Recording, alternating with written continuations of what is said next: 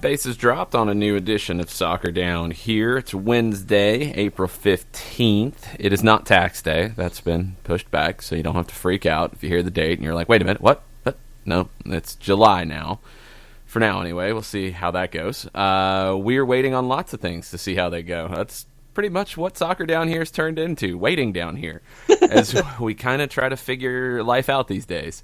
There are some developments in the soccer world that we'll be getting into this morning, both domestic and from abroad. Dundee FC is saying things, so we'll get back into our Scottish news update. We'll save that for a little bit. First, we've got to get into this. This has been rumored for a while, and the rumors were picking up steam in recent weeks. The Athletic, and this is from both Paul Tenorio and Sam Stejskal, the U.S. Soccer Development Academy will be shutting down on the boys and girls side. This is, I think a lot of people hear that, and there's a lot of assumptions being jumped to that might not necessarily fit. Like I've seen people asking, well, does that mean Atlanta United's academy is going to shut down? No. The MLS clubs and the youth clubs, everybody who's part of the Development Academy, they operate on their own. The Development Academy was essentially a league. And it will be replaced by something, whether it's U.S. Soccer organizing it or U.S. Club Soccer, which is another separate entity, or U.S. Youth Soccer, which is a separate entity, or leagues/clubs will come together and form their own. It was the league structure that teams played in. And there was a lot of things behind its creation that I don't think completely played out. I think there were some positives from the Development Academy, for sure. I think there were also difficulties in creating a one-size-fits-all structure for the biggest and best youth clubs and teams in the country. This is a tough country to do that sort of thing in, because what is a top team in Mississippi, for example, is not the same as a top team in California. Just not. And these are challenges that I think the Development Academy ideally was going to bridge some gaps in areas of the country that have historically been strong in developing talent. I don't know if it really changed the paradigm a lot. I mean, I remember when it was announced, there was a lot of conversation about how it would widen and deepen the pool of players for U.S. youth national teams. Did it? I'd love to hear that it did. I don't think it did. The clubs that were invited to join the Development Academy were the top clubs in the country. They were the clubs who were producing players for top college teams, for professional teams, for the U.S. youth national teams. The identities didn't really change because of the Development Academy. There was a lot of talk about things alongside of it, about scouting and players that would be identified through this. I think it made it easier to scout the top teams because they participated in the Development Academy and showcases. It kind of rounded everybody up into one collection of talent. Did it widen the pool of talent? I don't think so. I think what's widened the pool of talent has been professional clubs that have done things differently. And this is where I think a lot of things with the Development Academy did get difficult. Let's be real in comparing a professional club's academy, a professional club that takes development seriously, doesn't just do it because they have to. They do it because they want to develop their own talent. Take that and compare it with a traditional youth club structure. And it's hard to compare because the goals are different. If you are, we'll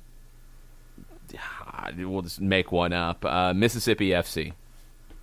If you are a youth club, Mississippi FC, you're a great independent youth club in Mississippi, and you develop talent to the best of your ability, what is your end game for said talent?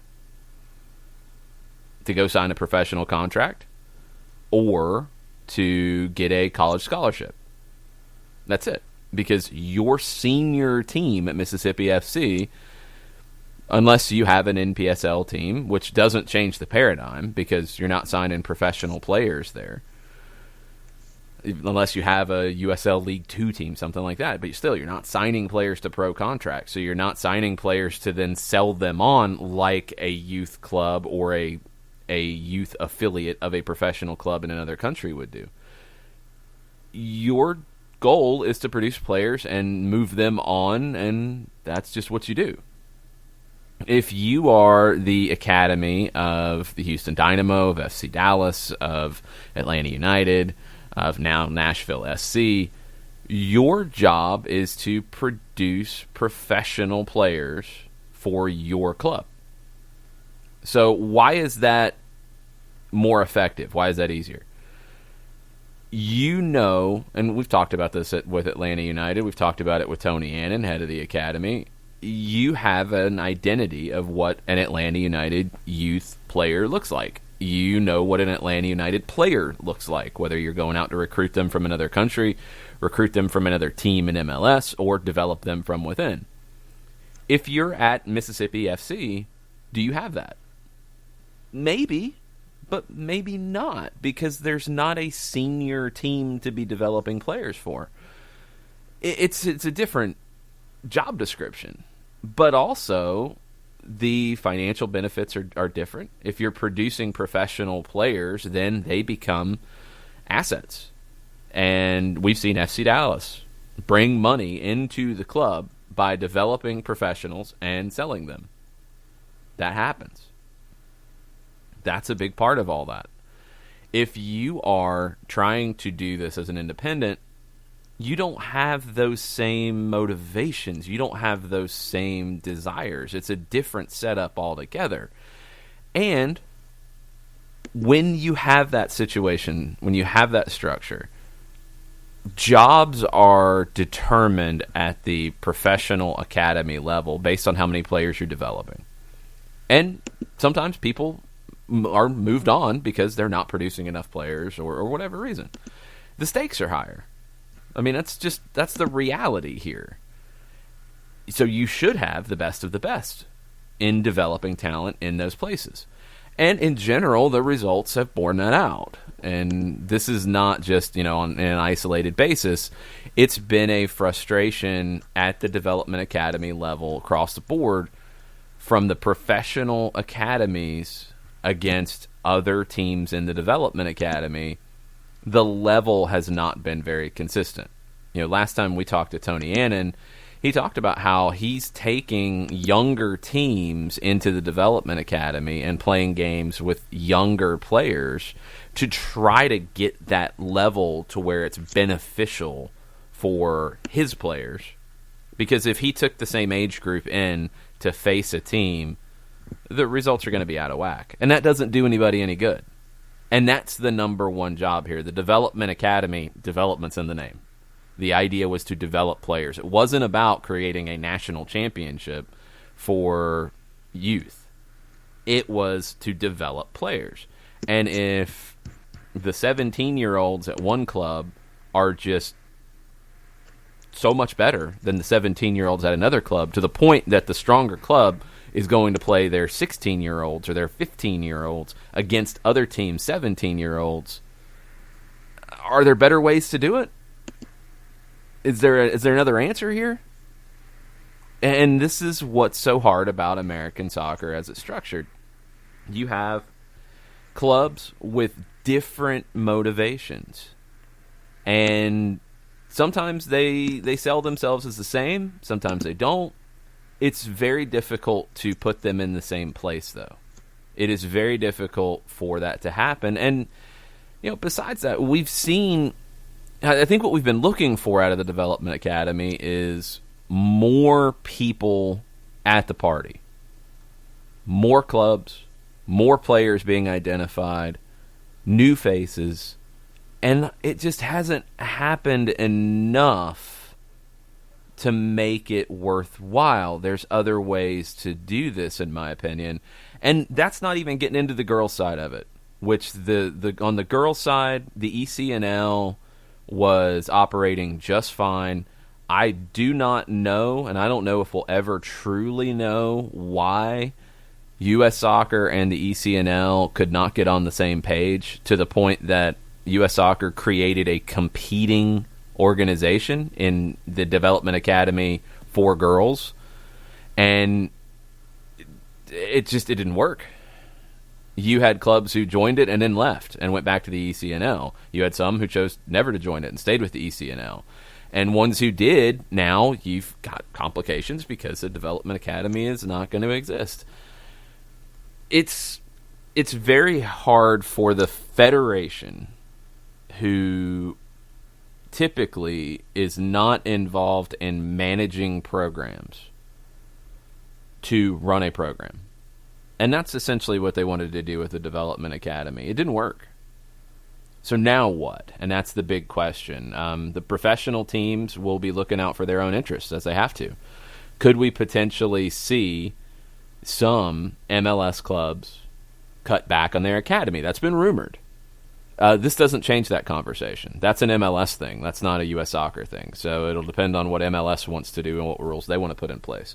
Do they have to take over of their own youth leagues? Do they need to create their own MLS youth league? Potentially. And that's going to be the big question on the development side for MLS now, is do they take it themselves? Do they partner with USL on it? USL started their USL Academy. I think that kind of gave you a hint that this could be happening, because their clubs, which a lot of them are newer and a lot of them are maybe a little bit lower on the totem pole as we speak now, are they going to partner with MLS in this sort of thing? And then what about the independent clubs that had their top teams playing in the Development Academy? They, before the Development Academy, those independent clubs played in region Premier Leagues. You've had the Region 3 Premier League, for example. Now you've got other leagues that have formed among elite clubs in the Southeast. Every part of the country kind of has their own thing. Where do those teams go? They'll have plenty of options. So it's not like, and when it was announced, I think initially people thought that this was going to decrease the amount of options for players. No. It's going to change the acronyms. It's going to change the alphabet soup. And it's going to change maybe where elite teams are. But does it take away opportunities? I don't think it does. I think there's plenty of options for boys and girls clubs to get top-level competition. And honestly, in some ways, it might get you into competition that is more appropriate for your level of club, as opposed to what we saw at the Development Academy at times. And that's a long-winded introduction. No, but I think, and I'm one of the people that needed that, because when it comes to the DA, I wanted to know where it fit in the structure of talent development and integrating it and steering it toward the soccer franchises that we know that are a part of the pyramid and success level and where it goes now. But having that as a guidepost this morning, and I'm not the only one that has wondered about this in the timeline this morning, so I'm just going to go straight to the timeline because folks are wondering. Chris Kilroy wanted to know about this. Tafka says that it's a topic he really doesn't know the underlying structure and mission, etc., so you might need to start from the beginning, and that's what you did with the preamble this morning. He says, Jason, I trust you for non-biased opinion. Where does this fall on the failure scale for the USSF in terms of, 1, the idea, and 2, the implementation? Well, you got to go back and look at when it started versus what it is now. the failure scale, I think the rollout of the girls' DA was a failure. I think it was a little arrogant in the way that it was rolled out. There's been allusions made to issues between ECNL and U.S. Soccer as this was coming together. There were also, when all of it came together, allusions made to U.S. Soccer not even paying any attention to the ECNL. I don't know the true story there. I'd love to know it because it didn't make any sense looking at it from the outside. It really did not make sense that you had an agency that was doing what you wanted to do on the girls' side, and you are the governing body for the game. Why are you creating something that could be seen as redundant? And why are you not including them in that process to create something that would be strong? You're supposed to be above that. If you're U.S. Soccer, if you're the federation. And this is where, honestly, this gets complicated more than anything. U.S. Soccer is the governing body of the game in the country.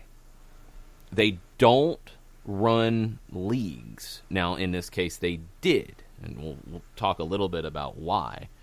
But they're the governing body. The state associations are members of U.S. Soccer. The leagues that are, regional in nature, like the Region 3 Premier League, there's a bunch of those all over the country. They are members of somebody who is a member of U.S. Soccer. U.S. Soccer runs national championships. Like the Open Cup is a U.S. Soccer property. The National Amateur Cup, they have had youth trophies, these sorts of things. But they don't run day-to-day leagues until the Development Academy. Now, when it was formed in 2007, think back to what 2007 looked like versus 2020 for soccer in this country, especially at the professional development level. In 2007, you had, 12 teams in MLS? I think you were adding Toronto at that point, so you were starting to ramp up. But when this was being created, you had 12 teams. They were worried about keeping the doors open. They weren't worried about developing players. They couldn't be. So you had some youth things going on at the professional level. You had some clubs that were partnering with existing youth clubs. You had some different things going on. But you didn't really have any top-level, true long-term development in terms of an idea of this. You had top-level play, don't get me wrong, and there's a difference. You had all the tournaments, all the pay-for-play, youth club structure, and all that. And I'm one, I understand the buzzwords of pay-to-play, and that gets people angry. Somebody's got to pay for the coaches. Somebody's got to pay for the field. Somebody's got to pay for the equipment. If it's not the parents whose kids are playing, somebody's paying for it. Who typically pays for it in other countries, although people will tell you that there's no pay for play in other countries. That's not 100% true. But in the grandest of scheme, in this kind of level, who is paying for those things in other countries? Professional clubs, because they're trying to develop players. So I think U.S. Soccer, when they created this, they wanted to develop better players. They wanted this to be a partnership, and I don't know if it truly turned into that. They wanted more competitive games. Ultimately, they wanted to produce better players. One of the things it did was that scouting. So it became a place for youth national team scouts to go and watch, a bunch of people playing at the same level and compare levels and stuff like that. You had the showcases, you had that kind of stuff. So they're able to go, it's very easy for them. What was a byproduct of that? Clubs who were outside of the DA got less contact from scouts and attention from top-level people in the game. That's a shame. That didn't really help anything because, in my opinion, the growth of the pool of talented players in this country, or people who are developing talented players, that's come from the professional side, going from 12 MLS teams to what you have now. not the DA developing clubs and all this. There are things that the DA has done in terms of, facilitating coaching education, pushing for more training sessions, the inclusion of futsal. There have been very good things about what the DA has done. And I think it was needed at the time. I think the game, especially at the professional level, has outgrown it. Could you, and this is my question, and I don't know from the U.S. soccer side of things, could you have kept the DA as a structure, but let the professional clubs go do whatever they want to do if they wanted to create their own professional, youth league, what have you? I don't know exactly why you couldn't, unless there was something about clubs paying to be affiliated with the DA, and if you were going to allow a bunch of clubs to walk away, that wouldn't make sense. I would have thought that you would have had other clubs who could have stepped in and joined the DA if it's down to cost. I don't know. Another big thing that people talk about the DA, and one thing that a lot of people really hated about the DA, was you were not allowed to play for your high school teams in the DA. It was a year-round, again, to mimic professional development. It was a year-round kind of thing. So high school, you were still training and playing games in the DA. So you weren't allowed to go play for your high school. For a very small number of players, okay. And those are the players who, again, are potential professional prospects who could be signing a pro contract at 16, 17, 18. That's the ones that you don't need in the high school game. It's not going to help them develop. For everybody else, I think the high school game has a lot of benefits. And it was a shame that one of the big drawbacks of the DA became that. And especially on the girls' side, because then you're talking about a completely different paradigm. The girls' side, how many 16, 17, 18-year-olds have we seen sign professional contracts in the United States? One or two? No more than 5 or 6 ever?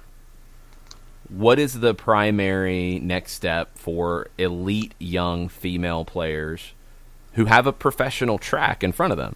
Go to college. Are you only now starting to see a few players leave college early or opt not to go to college? Yeah. That's a very recent development. But in general, the college side on the girls' side of things is very, very important. Now, we'll get into college soccer later, possibly, and there could be a different landscape once we get through all this with COVID-19 that could change some of that. But right now, I think it was a very bad idea on the girls' side to not have the high school game be something that DA players were allowed to do. ECNL players could. Now, what did that do? Your club, basically went on hiatus during the high school season. But what does the high school game give you that is different? You go to a DA game, and I'm not talking about, when you have the Red Bulls and NYC playing one another where there might be people there watching and cheering and what have you.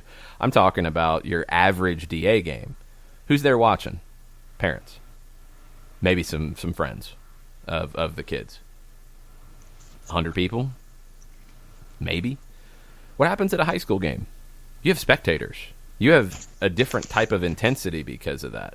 You're playing in front of big crowds. You get into a state tournament. You're in a knockout competition that's very different, a lot much more intense. How often do we talk about how intensity and that environment and how it can develop a player and be part of that finishing touch for a player? It's big. So I think you lose that. You don't get that at a showcase. You don't get that in a regular DA game with parents or just a few hundred people there, if that. A lot of DA games, you just have the coaches. And you might have your other teams in your club there on the sideline watching. That's about it. It's different. It's just a different environment. So, that's kind of where it got started. That was the idea behind it. You've seen lots of different things around it. You added younger age groups at U12, which I honestly don't think made any sense. U13 and U14, you added the girls' side over the timeline of the DA. Did it push the game forward after it started? Yeah, I think it did. I think there were some positives of the DA and what it did. But was it the right avenue for everybody involved in it today? No. I don't think it served the purposes of the professional clubs. And this is something that I've never understood about soccer in the United States. And a lot of times it comes from people that I get really confused about their messaging on this. In other countries, and we're talking about just about everybody who has a thriving soccer system, what drives the conversation about the game in other countries? Who are the major players? Who are you looking to? Who's important? The professional clubs. If Barcelona says something, if Real Madrid says something in Spain, everybody pays attention. Here, there has, and maybe it's just because the way the game is developed, there's in some circles, not all, but there is in some circles a pushback to the professional game from people at youth clubs or just in the youth game as a whole, because the professional clubs are newer. Some people look at them as stepping on somebody else's turf. But what's going to grow the game? A independent youth club that doesn't have a senior team, that up until the DA, one thing the DA did, because the professional clubs drove it, and not every club in the DA did this, but more had to because of the growth of the professional side, they took some of the cost out of it. Clubs felt like they had to subsidize their programming because the professional clubs were. But in the United States in general, those clubs that were charging thousands and thousands of dollars, and honestly a lot of them still did at their lower teams, which made even less sense, those clubs, because they were charging all this money and creating a business, I think a lot of people, hear that and it's like, oh, that's terrible, it's youth sports. Well, there was no soccer system. Like, the youth clubs had to create it themselves, and they had to be paid. There wasn't a professional club to pay your best U17 coach who's there to develop your best 15 and 16-year-old players unless you brought in revenue. As we've talked about so many times during all this with the coronavirus, revenue is the king. You've got to bring in revenue to operate. So how were these youth clubs going to be able to operate and bring in top coaches and keep top coaches? And where clubs were, I think, doing good things in terms of promoting those coaches' development, sending them to courses, sending them out on learning opportunities, that all comes at a cost. But what it's done is, here in the U.S., for some reason, you have a lot of people who are involved in the youth game who look at the professional game as either, intruding in their area, a negative, and all these different things with it. I mean, we saw it here in Atlanta with the Silverbacks. And this is pre-DA, but it sets the table for where things were when the DA started. And one of the reasons I think why the DA was needed. When the Silverbacks, I don't remember the years exactly, because I came into it a little bit later when I got involved in the youth game off to the side with soccer in the streets. But early 2000s, the Silverbacks worked with two different leagues in Cobb County that merged and eventually became North Atlanta Soccer Association, NASA. But they had been two separate leagues, and they were talking about merging before. The Silverbacks didn't bring a merger to them, and they said, oh, yeah, we never thought of that. I don't think that was the case. But it put the Silverbacks brand on it. That ended up being a very large negative for the Atlanta Silverbacks professional team on a number of levels. People at that youth club, if their kids didn't get picked, they were like, oh, it's because of the Silverbacks. If other teams played these teams and lost, it's like, oh well, it's the Silverbacks. Anything that happened was a negative against the Silverbacks. Now, there were other things that were going on along the way that the Silverbacks created their own negatives. Let's not, fool this at all here. They were creating their own negatives separately from this. But it became a situation where clubs said, well, now they're playing in our field, and we don't like them. And I've seen some of those things echoed about Atlanta United's academy, which is bonkers to me. Because what is going to make the game of soccer that we all say we love, what is going to make it better in this area?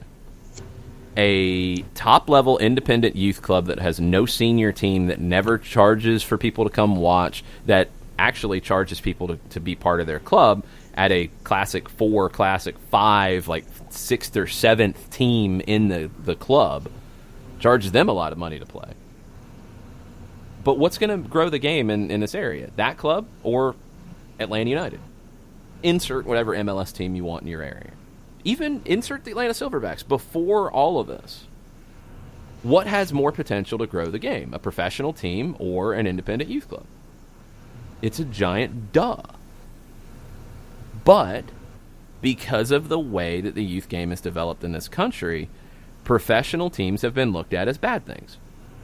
And you wonder why professional leagues have had problems at times growing. Well, a lot of people involved in the game, whether it's at the federation level, state associations, what have you, people that should be, and I think are now finally starting to, champion.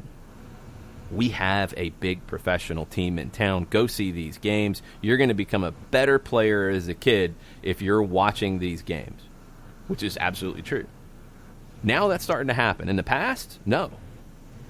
I very clearly got a vibe from people in Georgia that they wanted to see the Silverbacks fail because they were a professional team and they, encroached on the turf of youth soccer. It's mind-blowingly stupid to me. But it's all about protecting your turf, isn't it?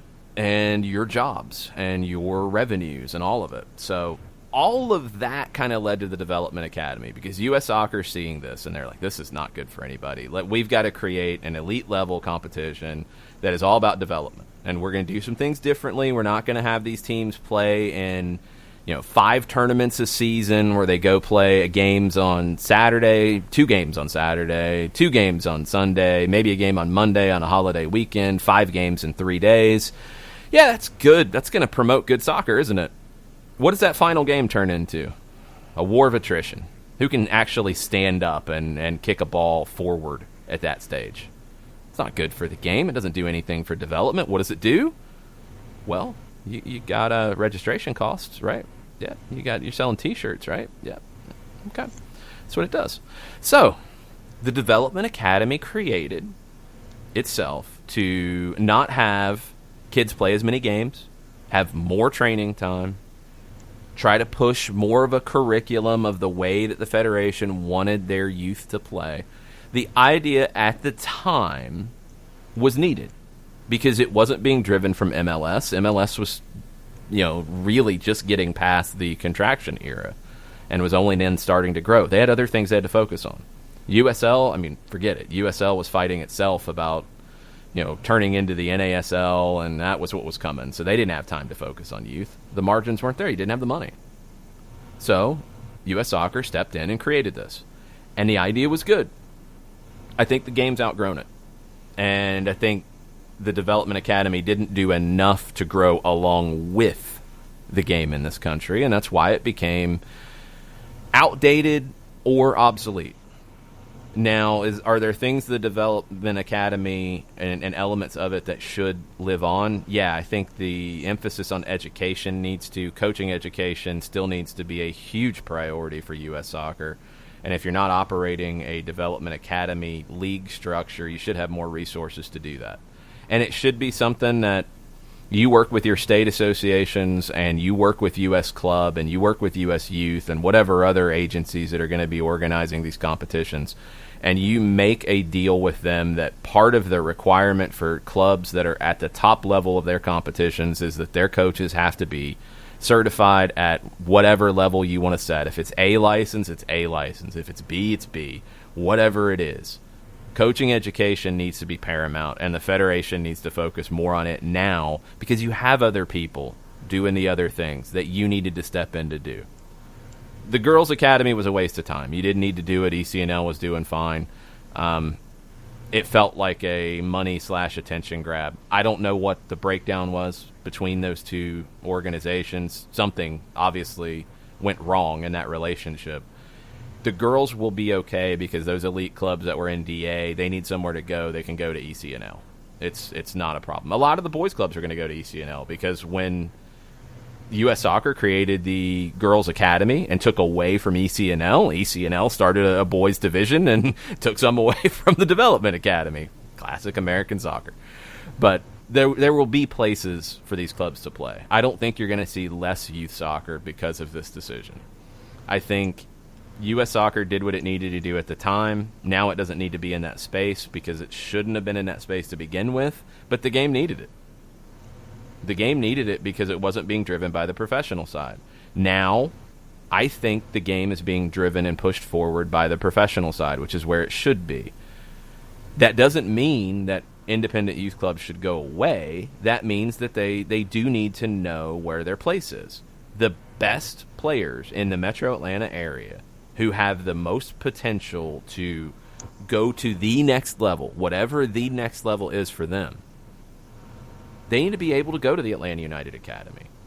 And if they make it there, great. If they sign a pro contract, even better. If they don't, if they are still developing as players and end up going on to college out of that, that's a good thing too, because they're still part of that professional academy. They could still come back and sign a pro contract. Some won't make it. Some others will develop past them and take that spot.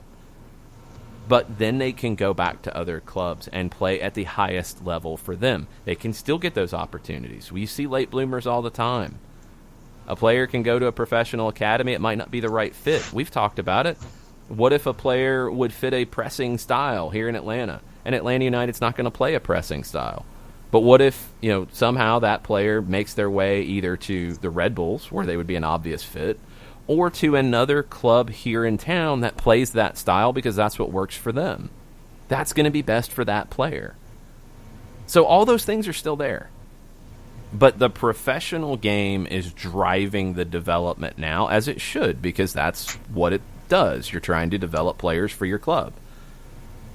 The U.S. Soccer Development Academy did that when you didn't have that happening. Now it's not as needed. And now the top teams, the professional teams, can go play one another and create a structure that makes sense for them. And everybody else can find the right structure for them. And everybody can win. There's not going to be less soccer coming out of this. But now U.S. Soccer can focus on being the governing body and not a programming body, because that's not where it should be. Tafka also asks, now that there is no USDA, do new doors open without the ridiculous, quote, good old boy, end quote, system that limited the coaching/scouting pool? I have to disagree that the Development Academy had anything to do with the Good Old Boy Network. The Good Old Boy Network was there before. It's going to be there after. It's just part of the deal. One of the reasons why the professional clubs were pushed back on getting involved in youth was that Good Old Boy Network. Absolutely. That was absolutely part of the reason why the Silverbacks, were taking crap from people, because they weren't part of the Good Old Boy Network. And people who were saw their paychecks being threatened. Let's be real. You're part of that Good Old Boy Network. You've been running a club. You started a club. You've been doing this for a long time. You have a nice car, nice house. You don't want to lose any of that because of what's good for the game. No, you're worried about what's good for you. And I get it. I understand that. I think the people who have been able to find the balance in those two things are the ones who have been the most successful. And the Development Academy maybe helped promote finding more of that balance, and that's okay. That's a good thing. But no, the Development Academy not being there, it doesn't change any of that, because it didn't change any of that really to begin with. The scouting, and if you go back and you look at youth national teams, go back and look at youth national team rosters like your U17s from the early 2000s before the DA, and look at them now. The big difference is the professional side, which essentially, new youth clubs. The other youth clubs or the other parts of the country where players are coming from, it's the same it's always been. You're always going to get a bunch of players from Florida. You're going to get a bunch of players from California. You're going to get a bunch of players from the Pennsylvania hotbeds. I mean, it's the same. Nothing's changed there. Those are the clubs that were accepted into the DA, and those are the clubs that were strong pre-DA. Those are the clubs outside of the professional clubs that will be strong outside of the DA. That is what it is. Nothing's going to change with that. What I hope U.S. Soccer can now do, because they're out of this space, is find a way, and I don't know what they're going to do. I don't know how they do it. It's going to take the right people doing it, and that's always been the issue. They need to find a way to find the untapped talent. And that's not easy to do. A country this size, you can't just go and do things that, even Argentina could do, or Switzerland could do, or Germany could do in terms of finding diamonds in the rough. Those diamonds in the rough here might be playing in an unaffiliated league. They might be playing in an ethnic league. They might be playing on a, Division 2 or 3 classic team, lower team, because that's what their neighborhood has. They might have not even had the opportunity to develop to this point. They might have quit playing. They might have quit playing at a younger age because of whatever reason. That's what's hard about it, is the Development Academy made it easier for scouting, because it just brought all of those clubs that you were already looking at before into the same place, but it didn't change who you were looking at. That's what U.S. Soccer has to find a way to do, and maybe now can you create some kind of a national scouting network platform. Again, you're going to have a development sense in that in terms of education, because you have to give these scouts the idea of what to look for. And that's what's hard from a federation side, because we've talked about it with the national team, right? With Greg Berhalter. He's come in and treated it like a club in that he wants to play a specific way. Generally, a national team has some of that, but it's not as rigid, because you might not have the players to play that way. Spain went through a battle as Barcelona started to develop more and more players who played in a certain way. And Spain, it was all about La Furia Roja. It was all about fight. It was all about battle. It was all about being physical. Well, you gonna not pick Xavi because he's not the angry red man kicking people? You gonna leave Xavi out of a national team? Seriously? He's one of the best players this generation's ever seen. And it took them, because what happened is they'd pick these players and then they'd try to play in a certain way that didn't fit. It took a manager at the national team level to say, this is stupid. We're going to play based off the way our players are. So from a national scouting department, how do you do that? How do you tell the federation to, all right, look past the old boys network. I need you to go find a winger who plays like this, a number 6 who plays like this, a center back who plays like this. It's hard, because who does that in other countries? The professional clubs. They're the ones who are going out doing it. They're the ones beating the bushes to find players. Why? Because of the financial motivation. And ultimately, that's what will break up some of that old boys network here. Can the federation find a way to support that? I think so, but it's complicated. It's not easy. And that's the difficulties of youth soccer development in the United States, because as we're seeing right now, this is a large country, and everything is different in different parts of it. So could the federation have to be more involved from a development standpoint, especially from a coaching development standpoint, maybe even a financial development standpoint, in Mississippi, Arkansas, Western Tennessee, Louisiana, as opposed to New York City or the metro Atlanta area now, or the Dallas area, because you have FC Dallas who's doing a lot of these things. The Federation might need to pick those spots and find areas that need more development, and then can support it with money, with education, with programming to match that.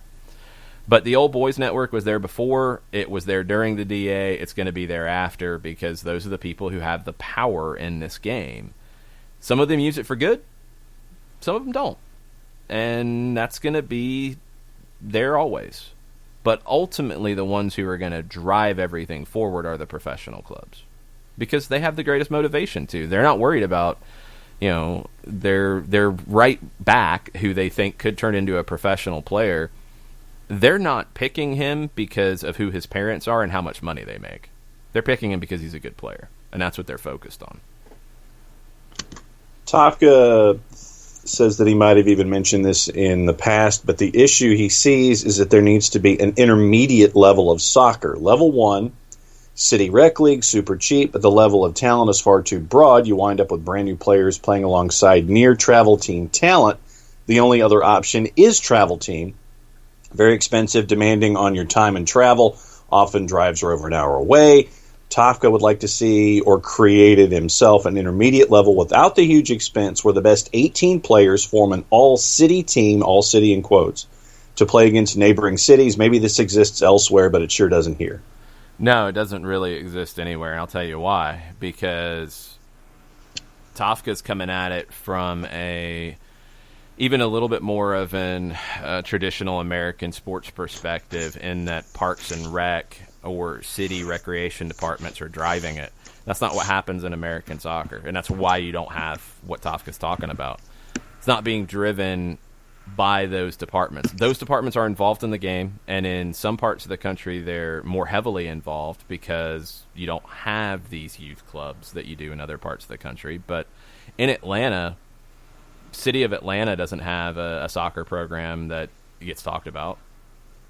You have some YMCAs that bridge some of the gap. The DeKalb YMCA, the Decatur YMCA specifically, is the first one that started here in the Atlanta area in '67, and it's still a strong club and has sent players to Atlanta United.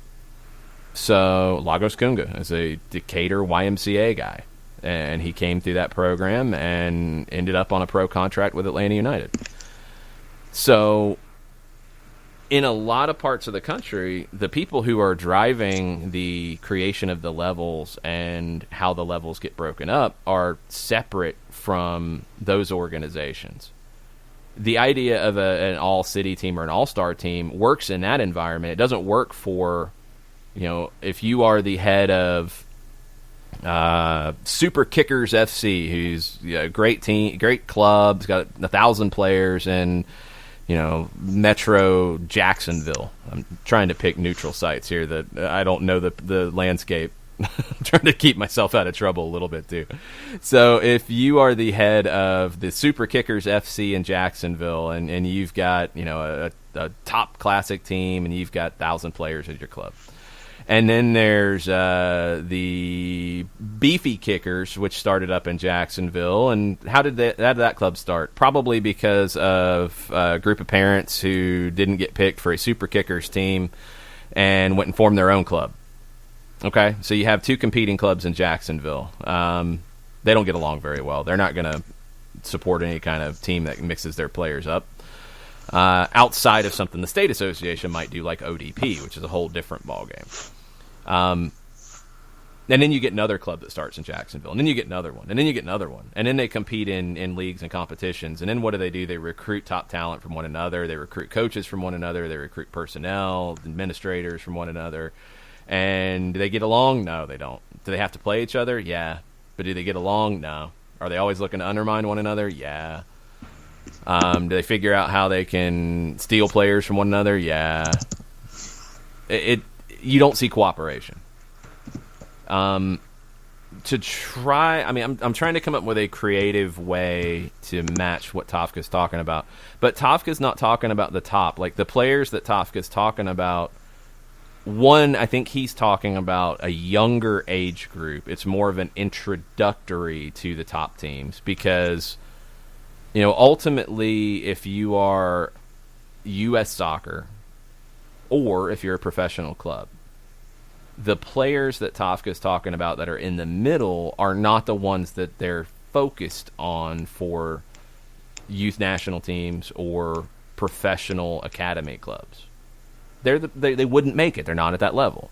And you only have, so many dollars to work with. You can't commit the dollars to that. So where could you get into that? You could do something like ODP, the Olympic Development Program, which was a big deal for a while, and in some parts of the country is still a bigger deal than others.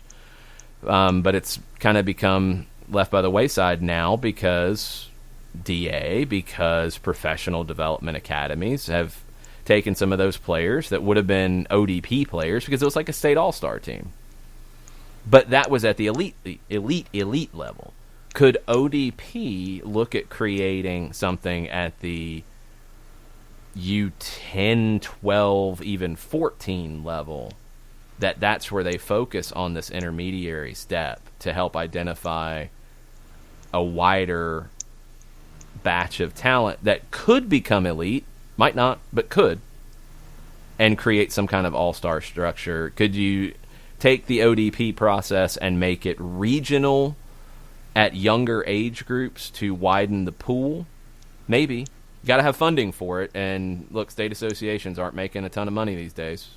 Georgia, it's a big problem because of different things that have happened. You've had clubs that have left Georgia soccer, and the registration dollars aren't there. To do something like that, it's going to take money. And you're either going to have to get that from the federation to support the states doing it, because it's too big for the federation to do effectively. The federation can't know the best U12 players in Columbia, South Carolina, and every other market in the country. The state association could, and could they create regional hubs and regional centers? Yeah, and the federation could provide resources to do that. But I think the idea Tafka's talking about would be really like 9-10 years old to about 14, and that would be where it would kind of outlive its usefulness.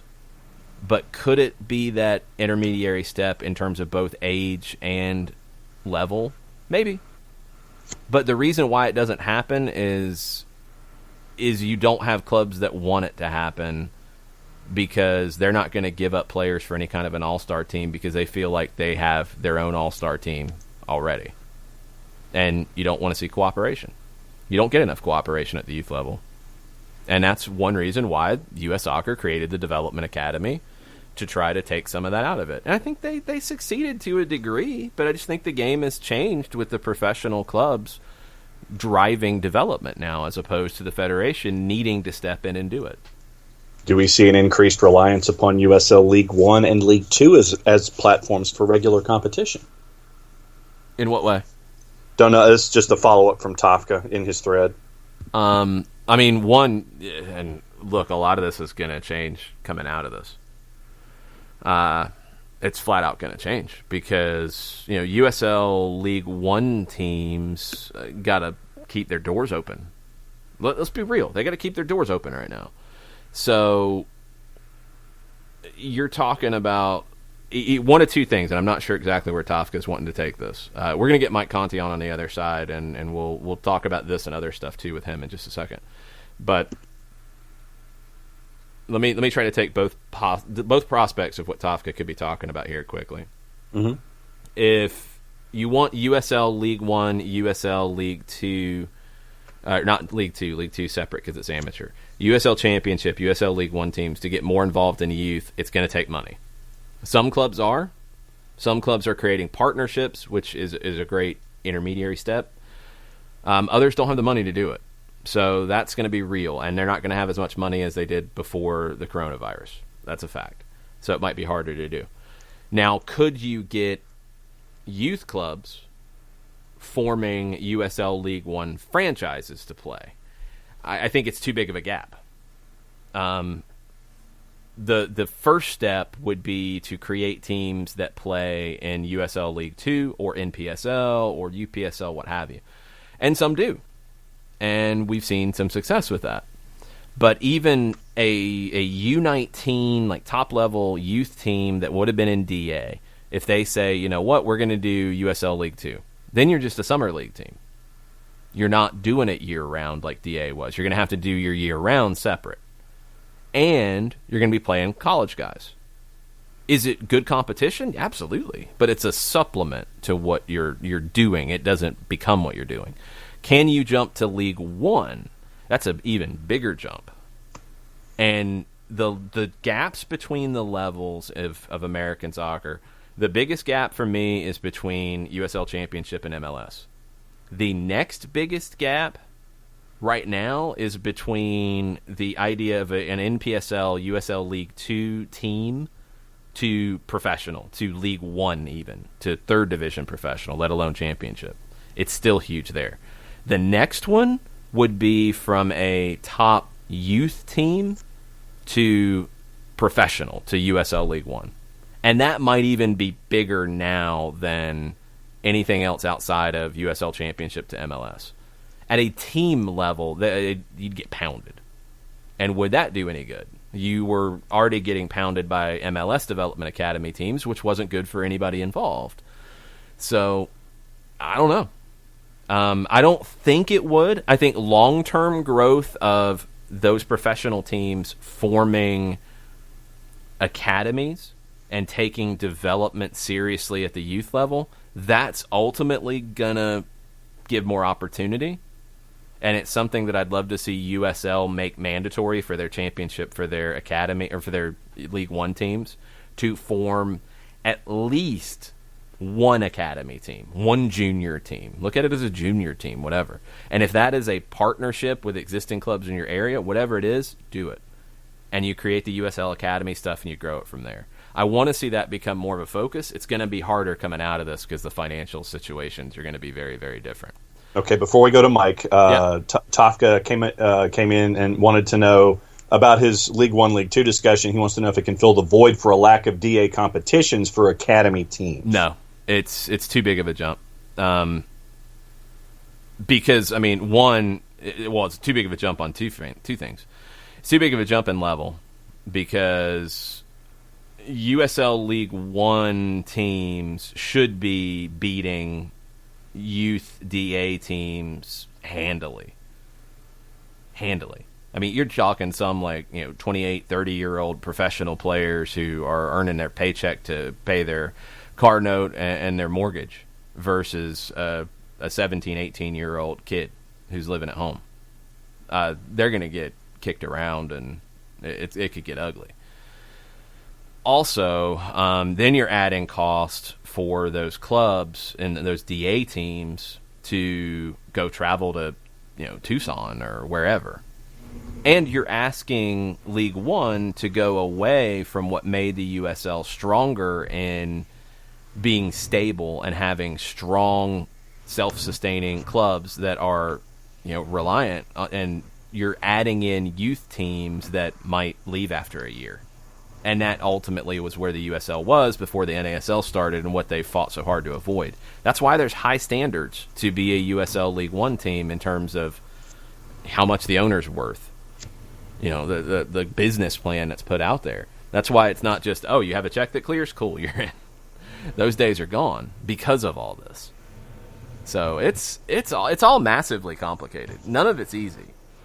But the DA teams, they're not going to struggle for competition. Like, going up to League 1 would be way too big of a jump. Playing other DA teams outside of the MLS teams that were in your DA level, that can be done. These clubs are going to band together in different parts of the country and create their own competitions. They're going to do it through U.S. Club, or they're going to do it through U.S. Youth. They're going to find their own ways to do these things. And are they going to have to figure that out right now? Yeah. But we've already seen it here in the Georgia area where a lot of the top-level clubs pulled out of the Region 3 Premier League. And for a lot of them, it was their second team because the DA team was stronger. But some are not DA clubs that their best team is in this competition. And they created it themselves. And you'll see that. So does it become a little more Wild Wild West because of this? It could. That could be good. that could end up being a good thing. So we will see. It's all complicated. It's all going to evolve, and we'll see where it goes. But there's going to be plenty more to talk about with all of this, I can tell you that much. And we will talk about some of it, but also a number of other things with our friend Mike Conti. Once I dial him up on our trusty Skype device, but while I'm doing that, John, there's a good friend of the show that I would like for you to tell our listeners all about. Which one? We have two that normally fit into this slot, so I can do both if you want as you continue to try and dial up. Well, I haven't even started to dial up anybody yet. So you talk about whoever you want to talk about right now. It is John Nelson Showcase, ladies and gentlemen. The John Nelson Advertiser Showcase starts with our friends at Appolinsky and Associates, aa-legal.com, Atlanta. You can contact Steve and get a free consultation. You can use their live chat. They are online now. It is secure, free, and easy. You can start whenever you're ready to do so. Give them a call at 404-377-9191 or give him a buzz in the emails at Steve, S-T-E-V-E, at aa-legal.com, personal injury, premises liability, nursing home abuse and neglect, over 30 years of experience. Over $40 million in verdicts and settlements, serving clients in Georgia and Alabama. Their goal is to provide the best legal representation for clients and their families. Stephen Appolinsky is recognized as one of the top 100 trial attorneys in Georgia, recognized as Legal Elite by Georgia Trend Magazine for being one of the most effective lawyers in Georgia. Once again, aa-legal.com to catch up with Steve and Stephen Appolinsky and Associates, 404-377-9191. And as we transition into the other... That's a way to transition. Yeah, it works. Mike, how would you grade John on his read? It was outstanding. I didn't hear any keyboard usage or mouse clicking or anything like that. So I think Steve Appolinsky will be very, very pleased that it was read-only with no computing.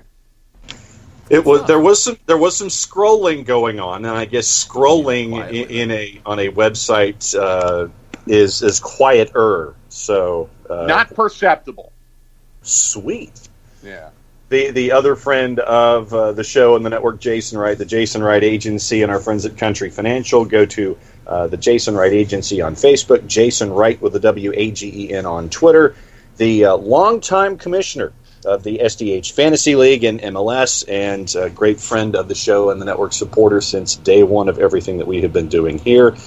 Jason Wright, the Jason Wright Agency, and our friends at Country Financial. Follow him on Facebook and Twitter, Jason Wright with a W-A-G-E-N. Boom. How are you, Mike? I'm good, guys. How are you? Good. We've been talking about U.S. youth soccer, which is always a fun topic. The politics of American soccer at the youth level, oh, man. Mm-hmm. They are something. So I am happy to change the subject to whatever you would like to change it to after an hour of that. Have you guys gotten into all these Don Garber comments from the last couple of days? Do you want to go down that wormhole? No, let's do it. I want to get your take on what, and I guess the full interview is going to come out today. Twellman teased it pretty big on Monday for a Wednesday release. I wish it had been a little bit closer to the release, but this tournament idea, neutral site thing, how did you take that? I'm confused by it. I don't know if this is a tournament to replace the season or if it's a tournament to supplement the season where you play I'm really confused. I thought it was a scheduling idea. The way I took it was to schedule it in a tournament structure, which let's go hypothetical with it. Let's say that which I think is a very strong possibility, that you're going to have, whenever some parts of the country can have activities, others can't. So it's not like everybody could host games like in a normal schedule. Right. So if you do a tournament kind of scheduling structure and you say, okay, Arizona can host games, and we've got our friends with Phoenix Rising who have a complex, or Tucson is the one who has the complex where they do the preseason stuff. and you say, you know what, we can do behind closed doors games there. We're going to send 4 teams there, and they're going to play each other once, and that's going to be 3 regular season games all in one spot on a weekend and then a midweek and then the following weekend, and you get 3 games in 8 days, and that's 3 games in your season. And then what? Well, then you have to schedule the next one. So, like, it's going to be – I don't think this season, to get it started as soon as you want, to be able to play as many games as you want, I don't think it's going to be a traditional home and away. No. Completely agree. Even if you play at smaller stadiums, even if you play at training grounds, it's not going to look that way because some aren't going to be able to host stuff. No doubt. This could be the way that is not the full biodome idea that we've heard from some leagues, but a slightly modified version of it where you can utilize parts of the country that could host games and send teams there to play games and maybe rotate it around, or maybe somebody bases out of Tucson and plays a bunch of games in Tucson. I don't know. Well, I guess what I'm confused about is, okay, if it's tournament format, and it sounds like with 26 teams, I don't know how that would. Yeah, that's why I'm confused by it. But let's say they figure out a way to divide the teams evenly somehow. Like, you're probably going to have the 3 Canadian teams separate from the 23 American teams because international travel is not going to be allowed. Right. So I guess my confusion is, all right, if you play in pods and you play this kind of group stage, well, what happens at the end of the group stage? Do you play another group stage or do you eliminate a team? See, no, I don't. The way I took it, I could be reading it wrong. I could be completely wrong because it is very vague. I'm looking at it as scheduling like a tournament, but not actually a tournament structure. So not an actual tournament. No. But yeah, games that contribute to your overall schedule, but you're in a pod to start things to off. play games. I understand. Does that make sense? Yes, it makes a lot of sense. And there you could get out of the challenge of having a number of teams that's not divisible by 4 or even 3. You could some teams could get buys. I understand what you're saying. Yeah, I'm all for it. I mean, I think you're going to be dealing with some challenges. I think across the sports landscape in going to this type of format where you're going to be playing a lot of games and matches offsite, right? This is something. I mean, I saw Fauci's comments today. I mean, it sounds like this is the way it's going to be. If you want to play sports this summer, you're going to have to be sequestered. You're going to have to be in a state that's open for business. That's a big part of it. You have a lot of governors right now that are flexing, that don't want anything going on in their state. That's fine. That's their right.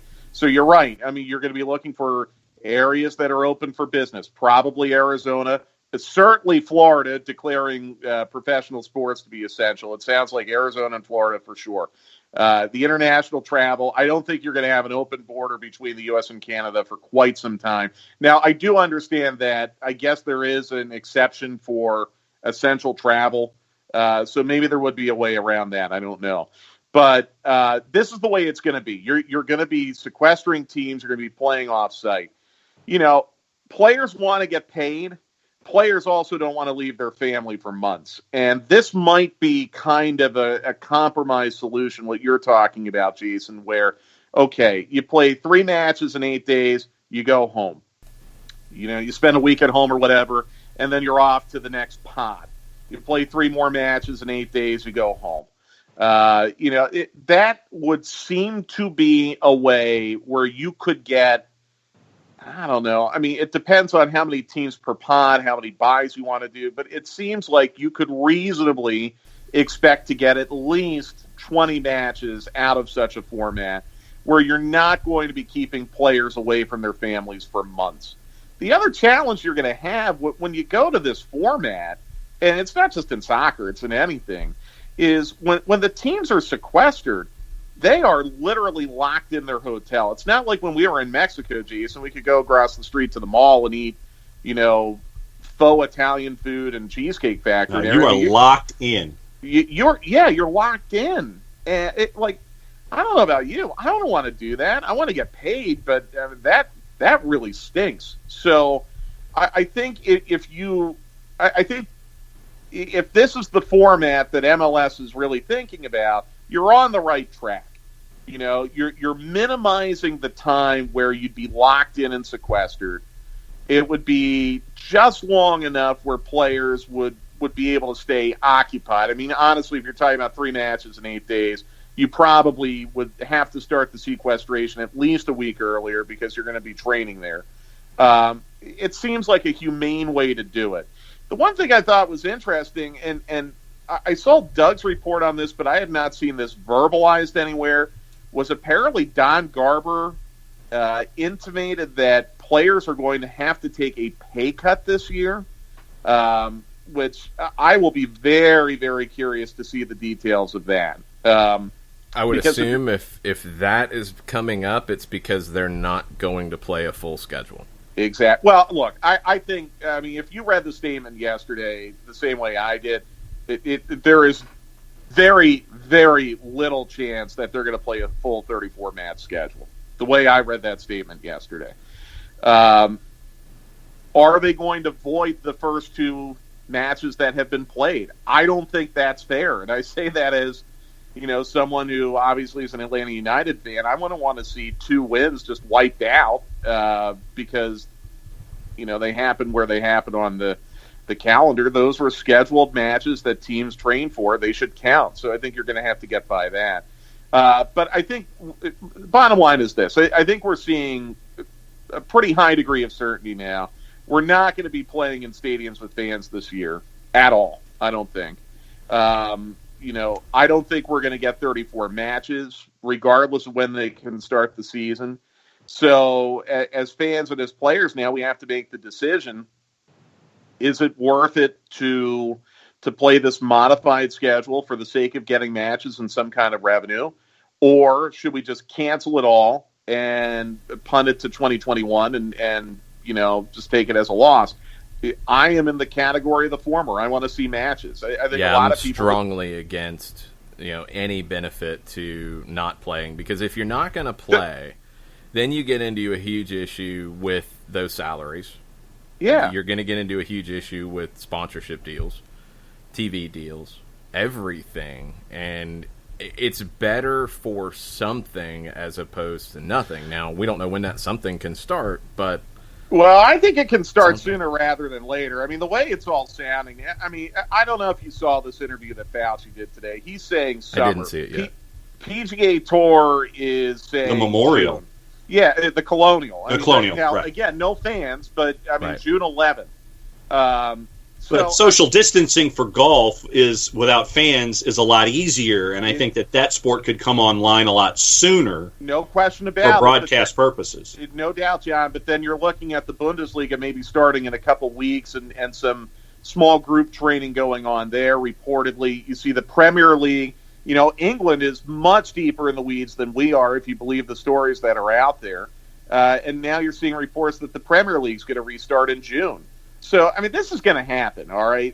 I know there are a lot of, you know, cancel everything people out there that just think this whole idea of restarting sports is appalling. It is going to happen.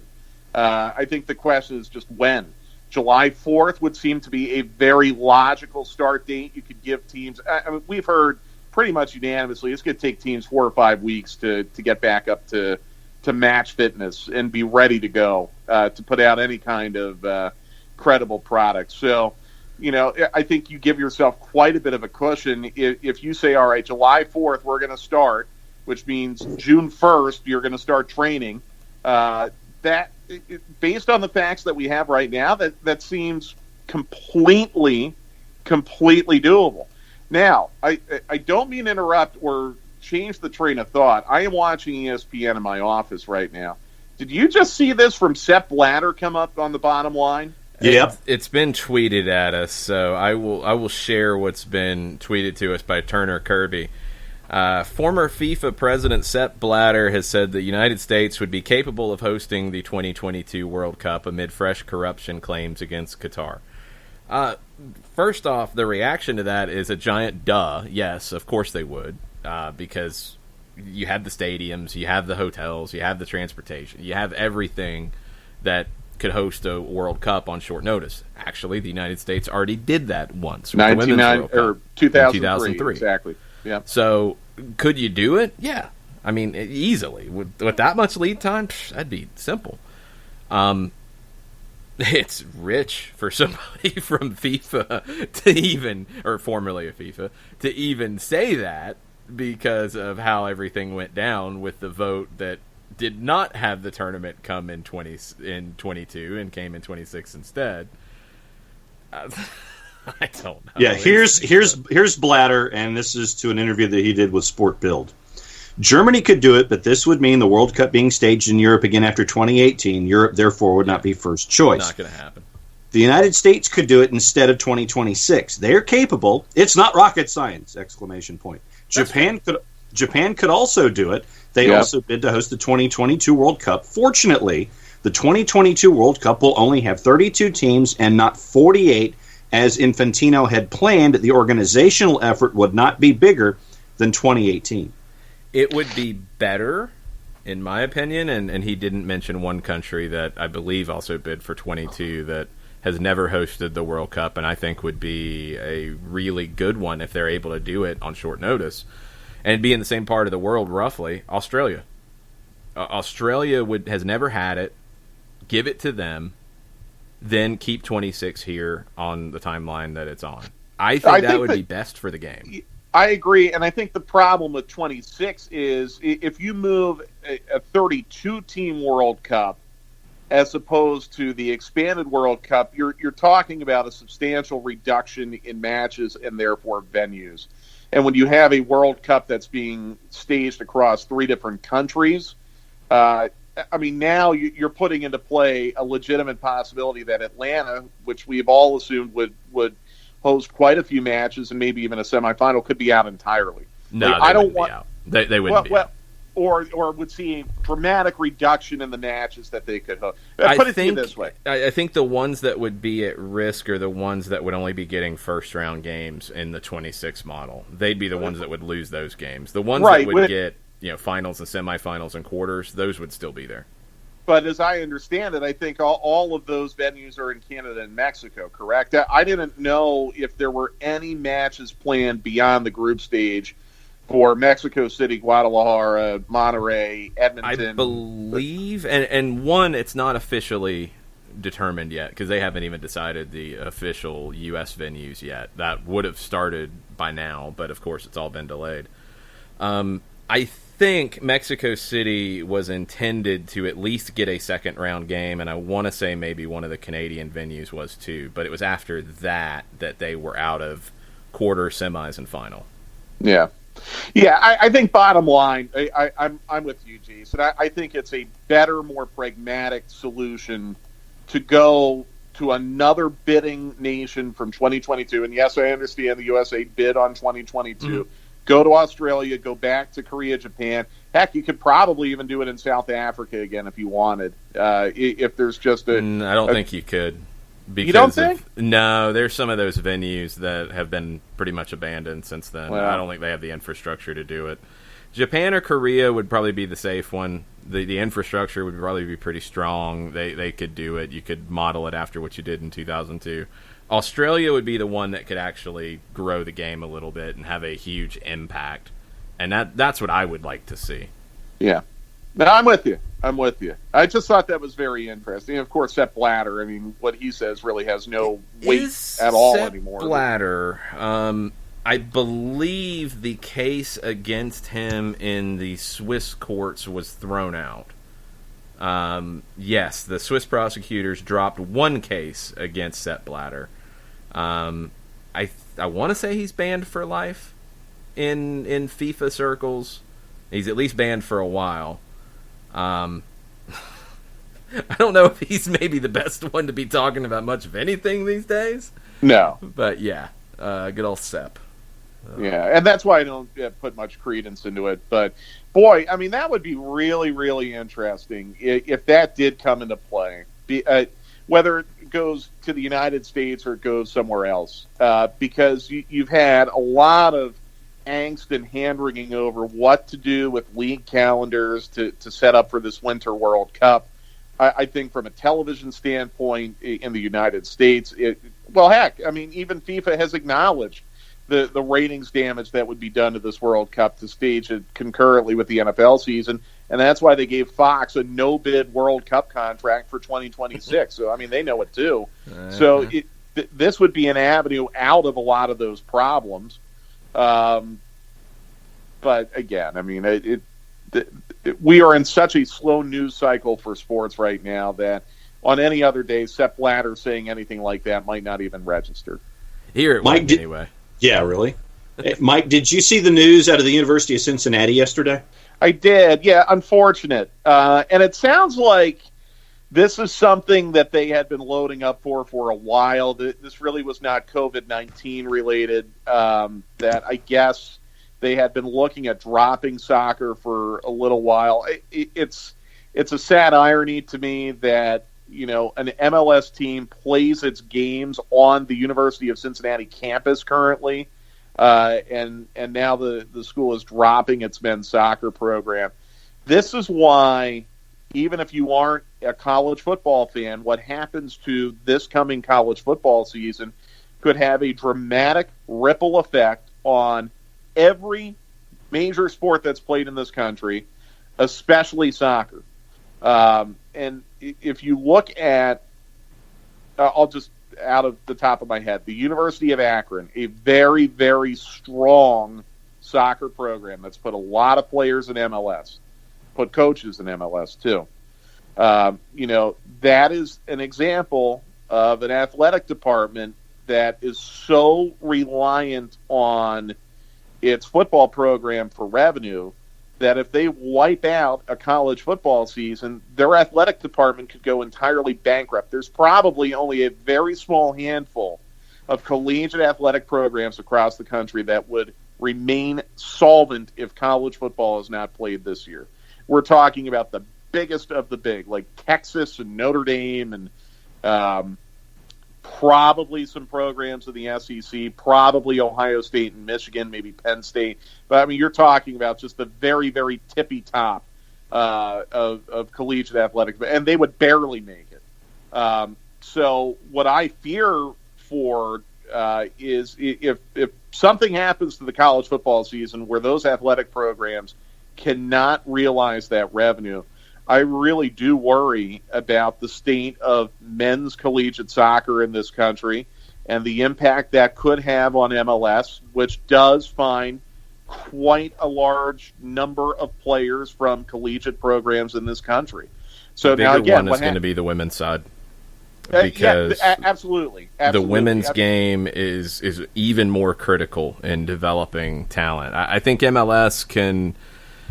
You can deal. I mean, if those teams go away, like do MLS teams, and of course some players are not going to get the opportunity then to play, period. But could MLS teams take the elite of the elite and form USL League 2 teams and have them play there? Yes. I think you could find a way around it. On the women's side, you know, it's going to be even more catastrophic because I believe, correct me if I'm wrong, you've already started to have some pushing at the top level of college sports about relaxing Title IX standards and getting away from some of that. So these things are real. I mean, I don't think it's an anti-soccer thing at the University of Cincinnati or other Not schools at all. that are going to do No. it. $800,000. Yeah, it's straight up dollars and cents. And Cincinnati's one that I would assume, and you probably know this better than I do, Mike, Cincinnati would have been one that is probably looking at the hit from the NCAA basketball tournament being canceled as that first step of this program was already not making money and on the edge. The loss of money you're going to have from that tournament could have been what put it over the top. Yeah, and I think that's the straw that breaks the camel's back. Again, like this had been in the works for a while. This was just the final straw.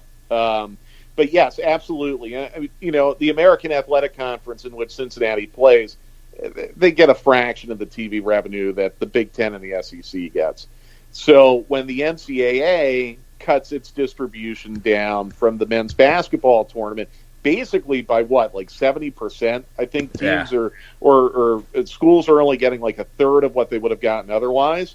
Then you're going to have to start making some tough decisions. And the other thing too is, the way a lot of universities work, you cannot go into a university endowment. You cannot take tuition money or anything like that to keep your athletic department solvent. The athletic department is, in almost every case, a completely separate budget entity at that university. When Penn State had to pay, I think, a $30 million fine to the Big Ten over the Jerry Sandusky stuff, the athletic department had to take out a loan from the university to pay it. Not like the university paid the Big Ten, the athletic department took out a loan from the university and paid it. So a lot of people don't understand that. Right. That, if you go to UGA, your tuition money, not 1 cent of that goes to the football team. Not a cent. It is a completely separate entity. So, for Cincinnati, that doesn't get the TV revenue that an SEC school would get, and they probably don't have the same kind of athletic endowment that the University of Georgia would get. Yeah, I mean, if the men's soccer program, if they're not making money, you're going to have a problem. The other thing, too, is I would just point out, and hopefully this is why I think Cincinnati could be an outlier as opposed to a lot of other schools in this country, if we can get over this quickly. There's some really weird travel in that conference. Way more travel than, say, for example, I'll use the Big Ten as an example because they have men's soccer. So if you play men's soccer at Indiana, if you're playing at Purdue or Illinois or Northwestern or Michigan or Ohio State or, probably even Iowa, you're taking buses. There are very, very few flights in that conference. Cincinnati, I mean, the American Athletic Conference, you're talking about, I think there are like 2 or 3 schools down in Florida that they would have to fly to. South Florida and UCF, I think. UCF. You have the University of Houston in that conference.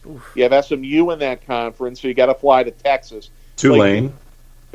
Yes, thank you, John. Absolutely. Tulane and New Orleans. So, for a school like Cincinnati, they're taking flights to a lot of their road games, and as we all know, that ratchets up the travel costs substantially. So I'm hoping that Cincinnati might be an outlier situation. Hoping. But again, a lot of it's dependent on how soon we can get over all of this and how soon we can get the money-making programs, the men's basketball and football programs, back up and running at these colleges across the country. It would be such a shame. I mean, I think of all the academy kids that have been on this track for some time to play academy, get a collegiate scholarship to play soccer, and now all of that could be thrown into jeopardy. It's gut-wrenching to me to see that happen. But unfortunately, I think that might be a short-term reality of where we are if we can't get back to work quickly.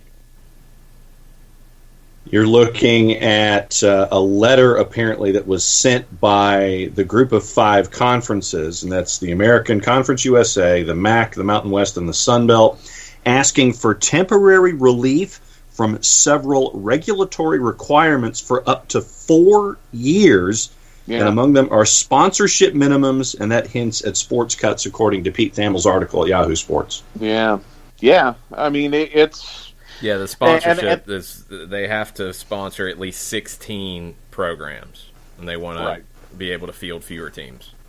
Yeah, it's a real concern, guys. Again, for all the cancel everything people out there, it's not that simple. There's many things that are dependent on sports for financial life right now, and I realize a lot of people think that sports are not essential. I would just argue that there are a lot of high school kids who are relying on sports to subsidize their college education, and that's now in doubt. And that's something that we could be paying for many years down the road. So I would imagine the listeners of this program probably are not in that boat of we need to cancel everything, but just know that it's not that simple. And that's why at least from the professional level, but I'm sure at the collegiate level too, you're seeing major efforts in progress right now to try to get something going to at least keep some stream of revenue trickling in. So by the time we're out of this, hopefully, whether it's a year from now or a decade from now, we haven't done irreversible damage. It's going to be interesting to see how this continues to evolve. We'll be talking about it this afternoon on Stoppage Time, 2 o'clock, correct? Yep, 2 o'clock on the 92.9 The Game Facebook page. Looking forward to it. Yeah, we'll get into Development Academy, I'm sure, a little bit there. I'm sure there'll be some questions, but we'll go through some of the different MLS things that are out there, because there's a lot of talking points, and I don't think anybody really has any of the answers just yet. No, and again, I think everything is fluid. Everything changes on a daily basis, and the weird thing is, okay, it seems like maybe we're at the top of the curve, or the curve has been successfully flattened. But now it's created a new set of issues that I don't think we anticipated a month ago. So everything is changing. And that's why, again, I really support what MLS is doing, taking this on a day-by-day, week-by-week basis, and not rushing into a decision that can't be reversed. Yeah, that's the hard part about it, is everybody wants some answers, but nobody has them just yet, as we all kind of figure this out as we go. We'll try to figure it out some more this afternoon. Looking forward to it, Mike. Talk to you then. All right, guys. Take care. Be good. All right. John, we have Yes. not updated our listeners on what's new from Scotland. Oh, Wow. boy. Yesterday was a day in Scotland, and today it sounds like it's another day. Our friends at Dundee FC have made another statement, huh? Uh-huh.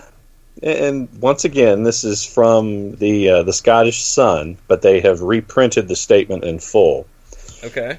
The lead from Ryan McDonald of the Scottish Sun going into the statement. Here's how Ryan wrote it. Dundee have admitted they intended to vote against the SPFL season-ending resolution, but the Dens Park Club could now be swayed into voting yes, although they have yet to make up their mind on the proposal. Absolutely pathetic. So, here's a statement that came out from #TheD this morning before the show started. #the D. What? #TheDee. The D. The D, like The D. like DEE, not just the D. Yeah. THEDEE. #The D. They've hashtag Not like- themselves now. Were they using this before? Please tell me they were using this I have before. no idea. I imagine that they were, but basically, yeah.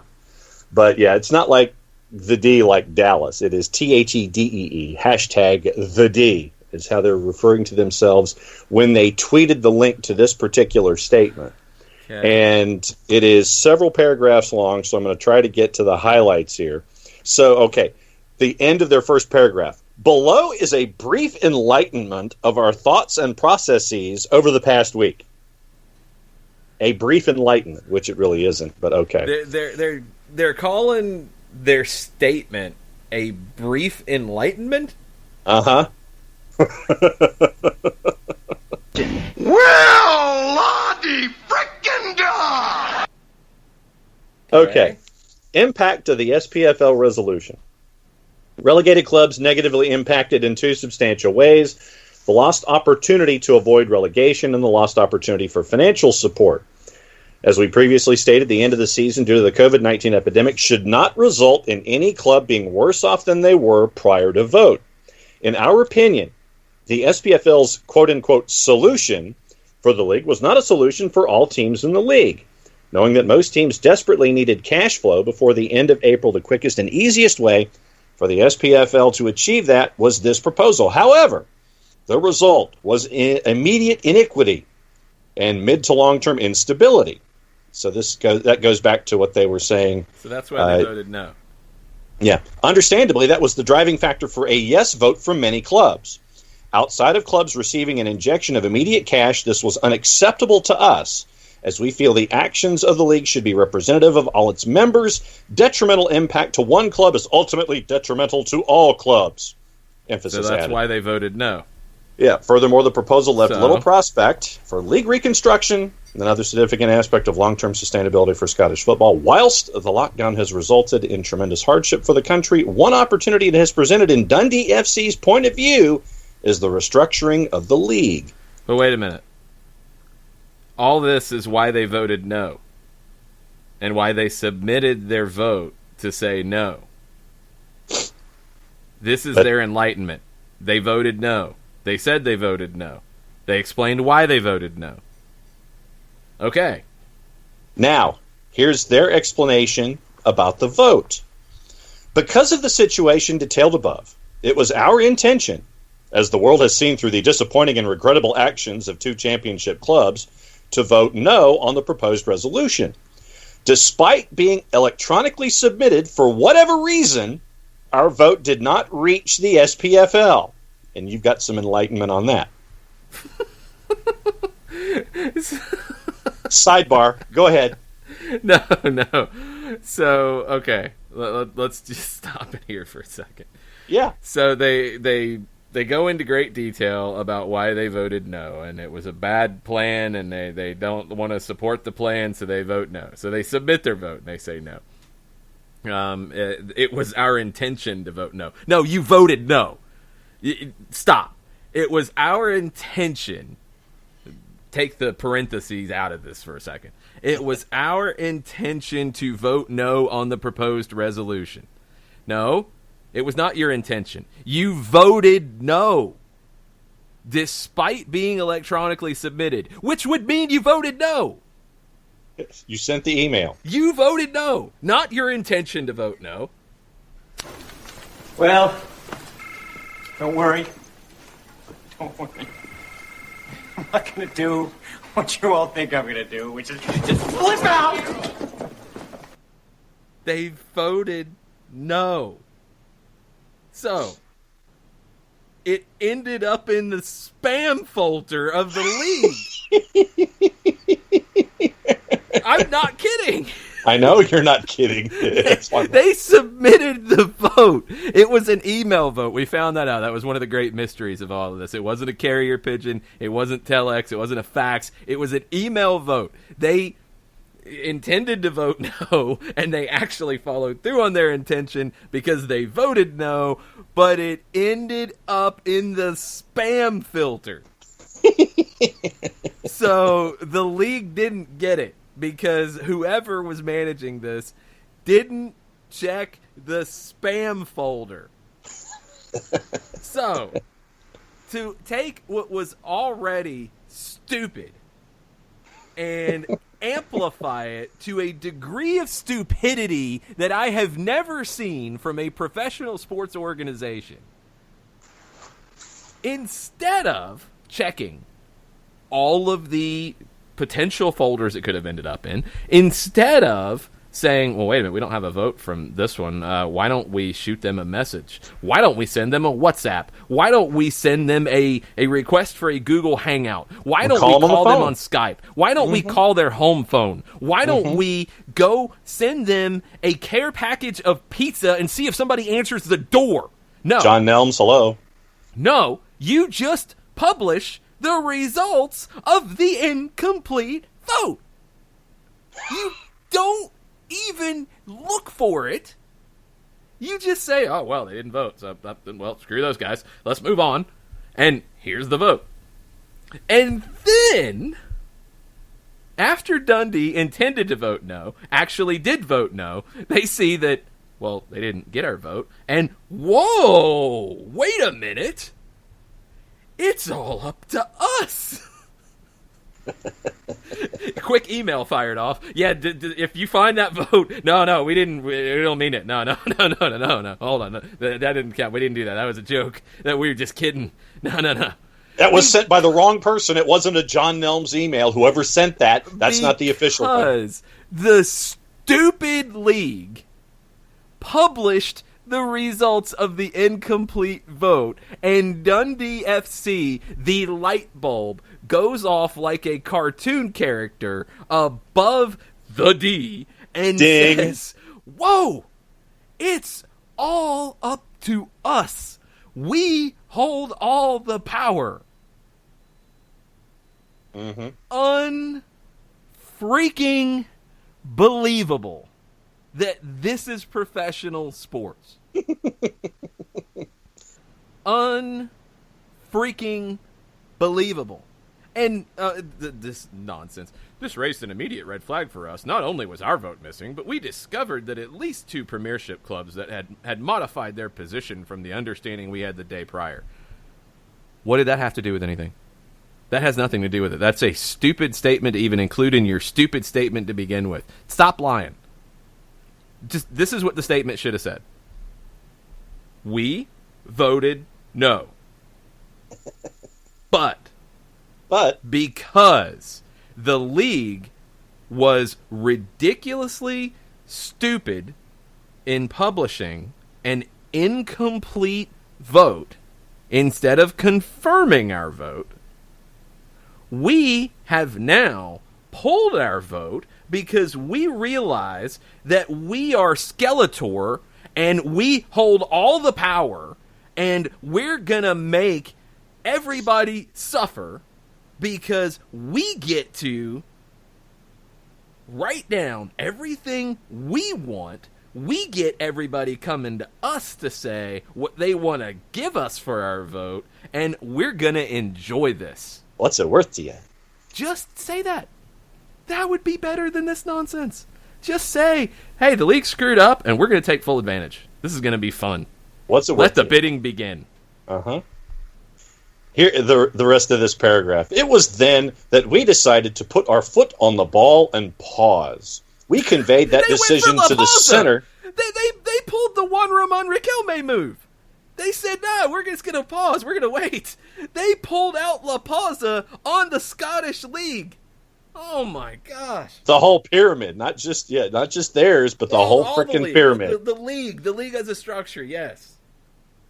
We conveyed that decision to the center and ceased taking calls on the subject. We needed time to develop a We clearer turned our phone DFC off. view on the situation. We turned our phone off. That's what they said. So, okay. All right, let me go back to this timeline. Let me try to recreate this. Sure. Somebody in the office Friday. It's getting late. We got to vote, man. We don't like 5 any of this o'clock. stuff. This is a bunch of nonsense. No, it was before 5 o'clock. It's about 10 minutes before. So it's like, man, we know we're going to vote no. We don't like this. This is stupid. We're not happy with any of it, but we're going to vote no. We've talked about it. We've thought about it. It's a no vote for us. All right. Hit submit. Cool. Done. We're good. All right. I'm going to go home. I'm going to go order some takeout. I'm going to go have a beer or whatever. All right. Cool. See you guys. Go home. And you see the published incomplete vote. And you're like, well, wait a minute. I know we hit submit. I know we sent that. Like, I signed the thing and everything and scanned it and we sent it in. I know they got it. Well, let me look at this vote here. Okay. All right. It's incomplete. Wait a minute. We are in the driver's seat. Let's play a little La Pausa. Let's put our foot on the ball. And yeah. Oh, first, before we do that, let's send the email and say, yeah, any vote you got from us is not accurate, and that didn't happen, and no, you didn't see it, and no, it didn't happen. Okay, now, turn everything off. Shut your Pull the phones down. lines. Turn the phones off. Don't take any calls. No calls. Let's have Block some the fun. numbers. Yeah, the bidding has begun. Hey, Rangers, what do you want to give us? Hey, What's up, Celtic, dog? what do you want to give us? Hey, Hearts, you guys are in a really bad spot, aren't you? What are you going to give us? That's what they did. I mean, just say it. To say, hey, we stopped taking calls. We turned our phones off. We blocked our email. We didn't turn anything on. We said we're not talking to you guys. I mean, unbelievable how inept all of this is. I thought Dundee was inept. Dundee is actually smart in the way that they realized system, how they man. could do this. Yes. Oh, is it right? No, it's not. They voted No. They No. flat out voted no, and it ended up in the spam filter. I mean, come on. But if they're actually able to pull this off, more credit to them. The league, you've got to be kidding me. You've absolutely got to be kidding me. First off, that you're not going to try to actually make sure that everybody submitted their votes before you publish a result, but you publish the result. Okay, even if you're like, you know what, we've had these votes before and teams haven't submitted on time, and we tell them every single time that it's all about being timely. They have to submit their votes on time or we're not going to count them. We've said this for years. All right, you've played that. That's fine. So you're going to be Mr. Hardball on this. That's cool. But then you get the votes and you see, oh, crap. Oh, man. Now, because we don't have this vote, it's this way. But if they voted, it could have been the other way. Yeah, we're not going to publish that. We're going to call this team and call this team and call this team and make sure that we get their vote before we say anything. Yeah. That would be what the logical response would be. The illogical response would be, we told them to get their votes in and we don't care anymore. Huh. So then you'll enjoy this. Oh, it gets better? Oh, it gets better. Jeez. SPFL chief Murdoch McLennan. All right. SPFL chief Murdoch McLennan is set to order a probe into Dundee's mystery email. Mystery Sunsport email? understands. It didn't open your spam folder. There's no mystery email. No. Sunsport understands the league chairman has decided they need to investigate the circumstances of how it supposedly went missing during last Friday's vote, and that could even involve these people know what email is? Do they know what email is? Do they seriously think that there's like a gremlin that is delivering email? No. You hit send, it goes to the person. It was in your spam folder. It has a timestamp on it. How did it go missing? Maybe because your email structure is stupid. Your filters are stupid. If you have it, and it has a timestamp on it, then it was sent. Duh. It could even involve, according to the article from The Sun, asking to check Dens Park Secretary Eric Drysdale's email account to provide timestamps. Drysdale claims in a WhatsApp group with Partick Thistle and Inverness representatives he'd pressed send on the correspondence at 4:48 p.m., but it didn't arrive with the league. And then our boy John now somebody's Melf. lying. There's something that is just a flat-out lie here, then. And the lie is, did the email end up in a spam folder or not? If it did, you've got the timestamp, you've got it, there's no question asked. If it didn't, then they didn't submit a vote. Like, it's one or the other. There's no investigation needed. If you did not get an email, then they did not submit their vote. They might have intended to submit their vote, but if they didn't submit their vote, they didn't submit their vote. If you have it and you missed it because it was in the spam folder, seriously, we're talking about a league decision worth millions and millions of dollars, and we're talking about spam folders and email. Mm-hmm. That's where we're at today. Yeah. But you either have it or you don't. If you don't have it, the way the league is talking, they did not receive it. But it gets better. Oh my God! What else is going to happen? McLennan admitted in a statement on Sunday that Dundee's slip did arrive later that evening, but the league dismissed it in accordance with Nelms's instruction. But, okay, the instruction, I'm assuming, was the 6 o'clock instruction to disregard anything they received and consider the club not having voted. Okay, now we're getting back into the lying side of things. When did the league publish the results of the vote? Because that is the key.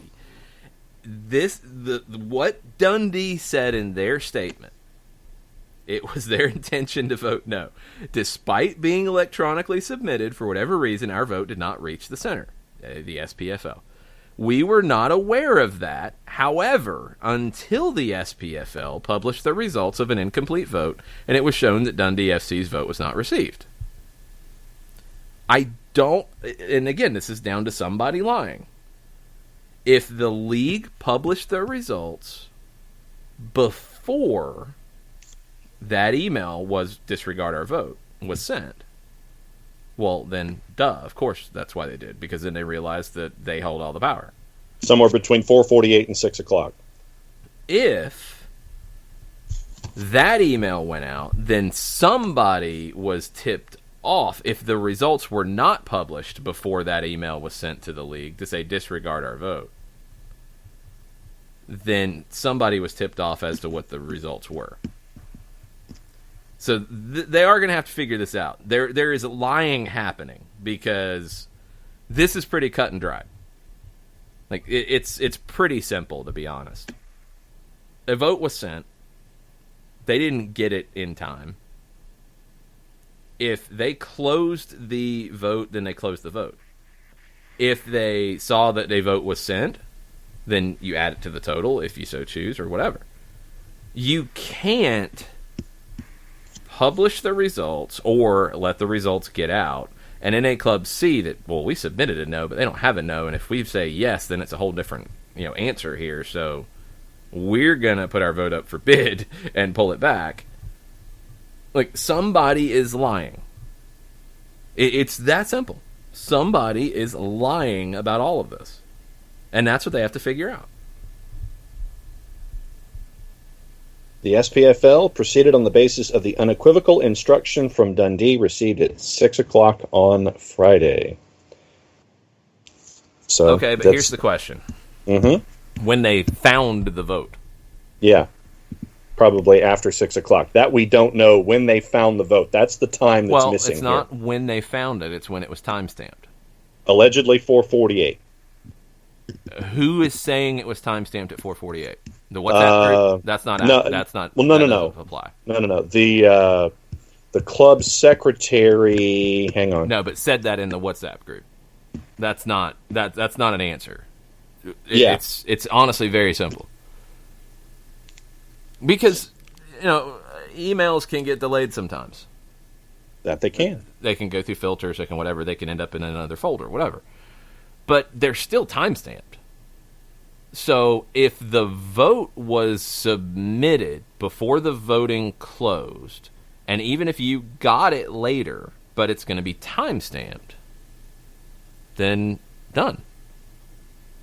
I'm assuming with the league trying to say that they want to check Dundee's computer, maybe the timestamp was after the email from Nelms about disregard our vote. Because if that's the case, then okay, I can follow the logic and say, well, wait a minute. They didn't get the vote until after he said disregard any vote that comes in, so there. But if the timestamp of what the league received, so let's say it was in the spam folder, and the spam folder is going to have a timestamp just like anything else would. Yep.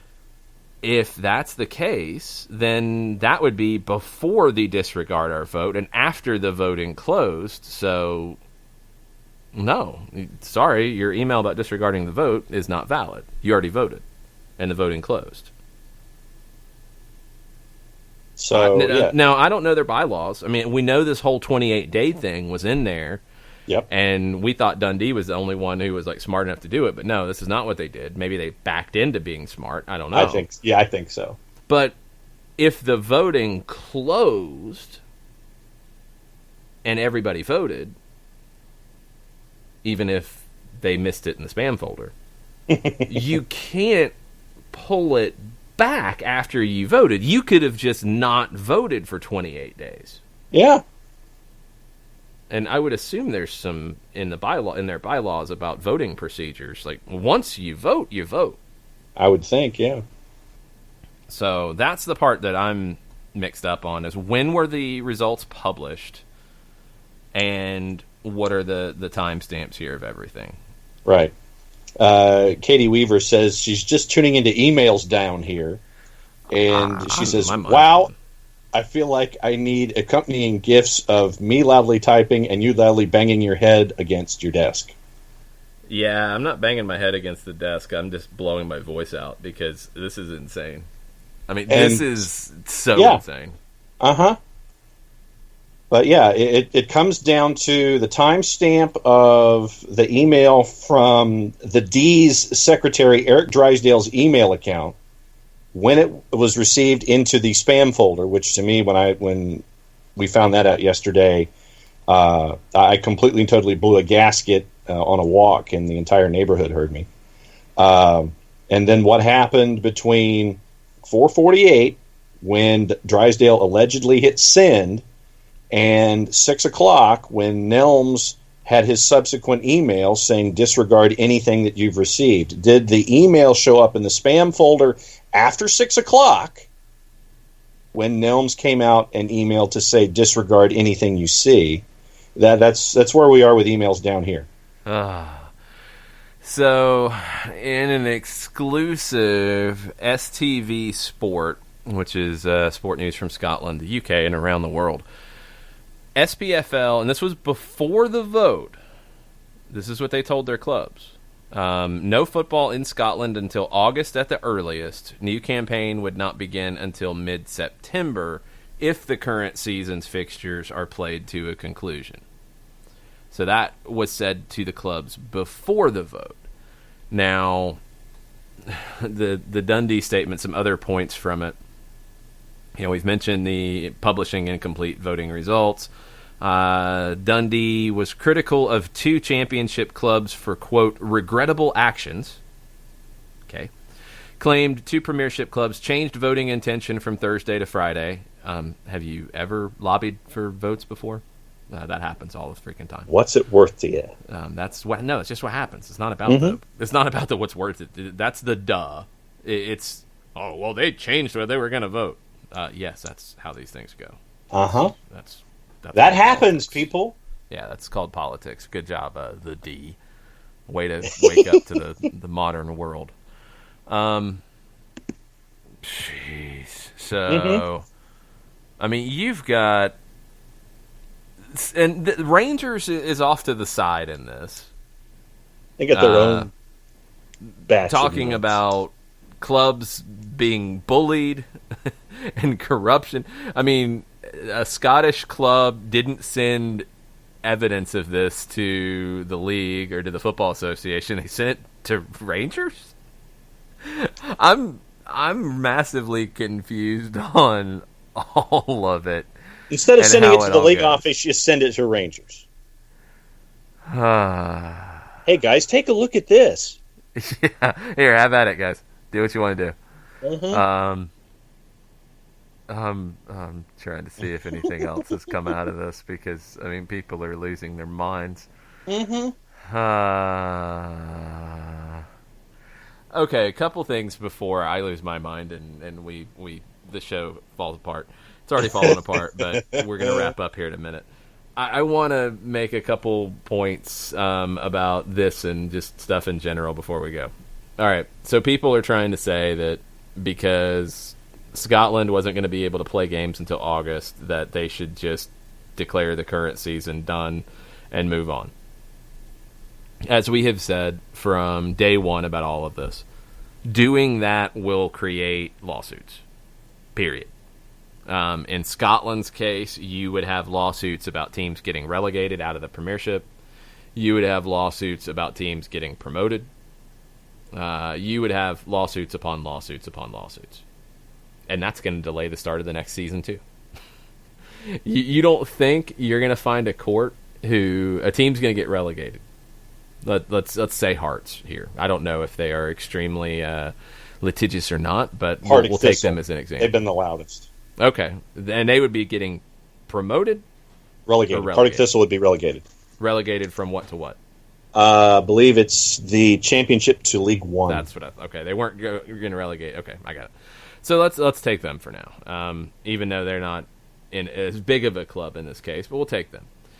All right, so you declare the season done. they would get relegated. They don't like getting relegated. They would say, and they would be able to say, that if we finished the season, we would not be relegated. We would have won enough games and we would not be relegated. We are going to sue all of you guys. And Sue all you. we're going to... That's horrible, Eric Cartman. You are so bad at this. Sue you guys. We're going to court. It's not even Cartman. I don't even know what that is. It's awful. So they would say, not just that we're going to sue all you guys and you're going to pay us lots of money. They would get a stay, correct terminology, on the next season starting. They would say, yeah, you're not starting the next season with us getting relegated. No. Right. Yeah. Hello, Judge. Hello, Barrister. Hello, everybody. We're going to get the next season put on hold until we get this figured out. Mm-hmm. So, let's look at the options.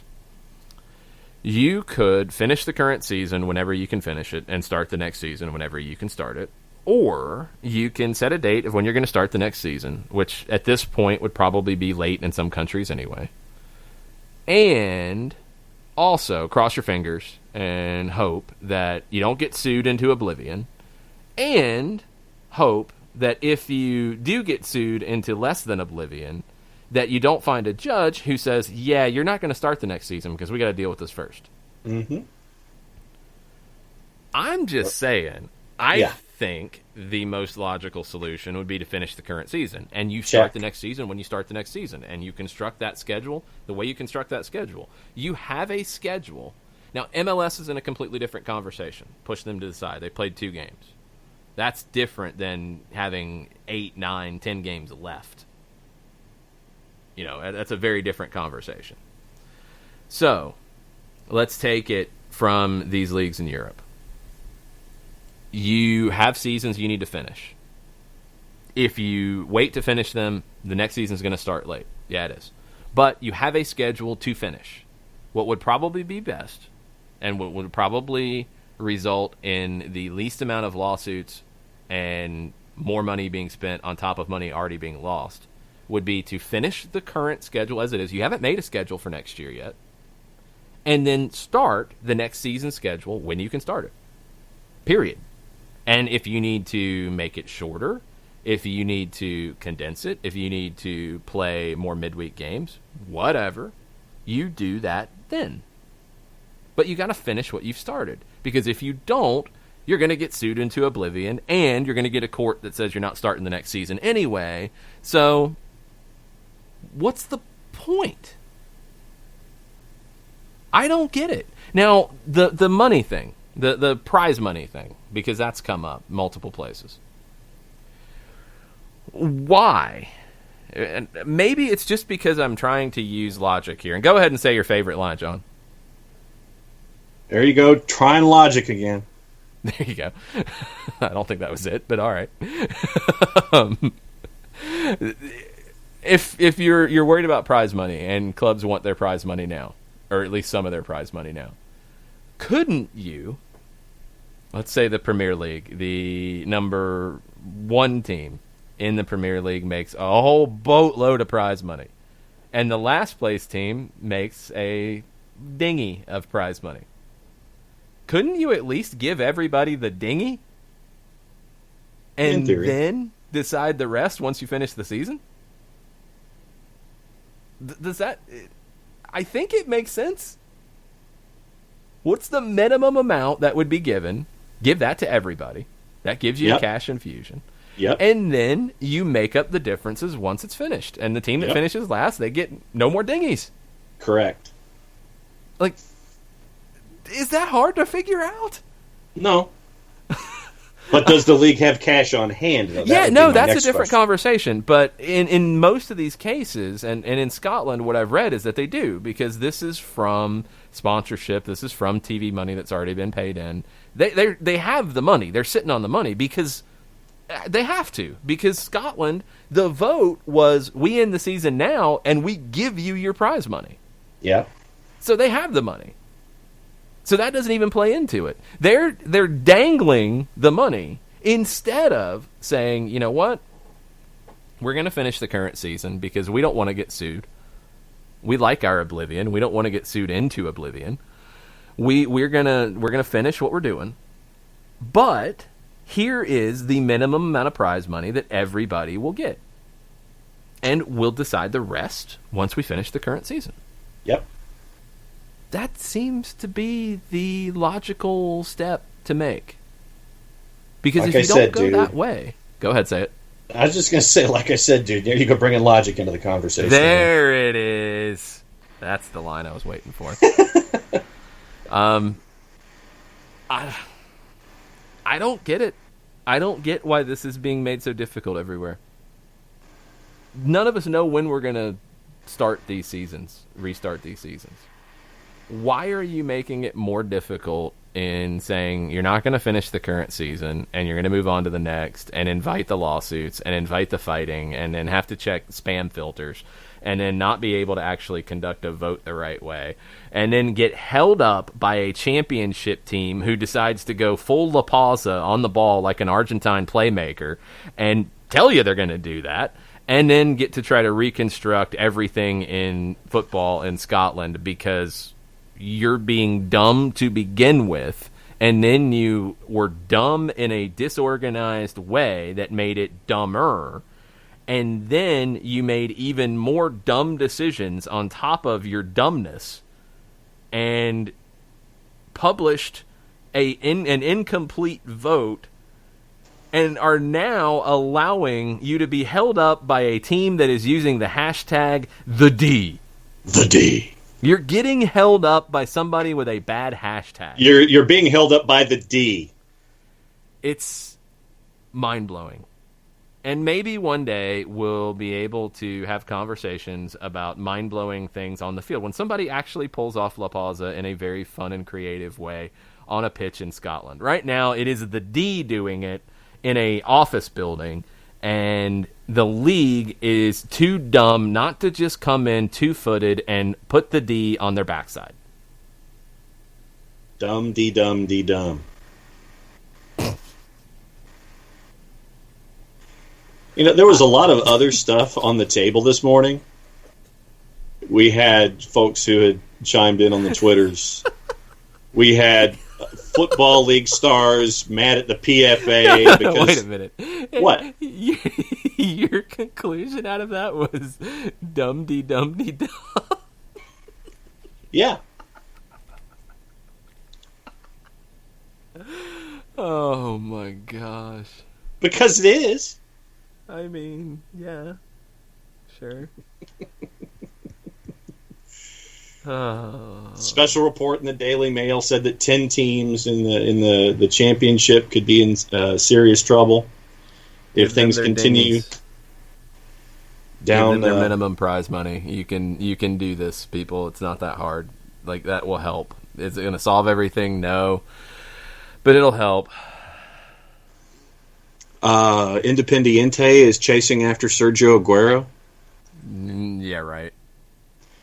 And a lot of other stuff was on the table, and thanks to everybody who had thoughts that we can catch up with tomorrow on a Tactics Thursday. It's going to be a fun Tactics Thursday, by the way. Yeah, so Tactics Thursday tomorrow, 9:15, Stephen Glass, Atlanta United 2, joins us to talk tactics through his playing and managerial career. And then 10 o'clock, Felipe Cardenas will join us to talk Colombian national team tactics. So, gonna be a fun Tactics Thursday. So if you got questions for Glassy about his career and his tactical know-how in said career, if you got questions for Felipe about Colombian national team tactics, send them our way on Twitter at @SoccerDownHere. And Felipe's put out some really good work with The Athletic. Couple of stories recently we can get into with that as well. So no, it'll be a packed tactical Thursday where we can talk about folks and their tacumen. And if Scotland does anything stupid between now and then, we'll talk about it too. Hashtag no shambles. doubt.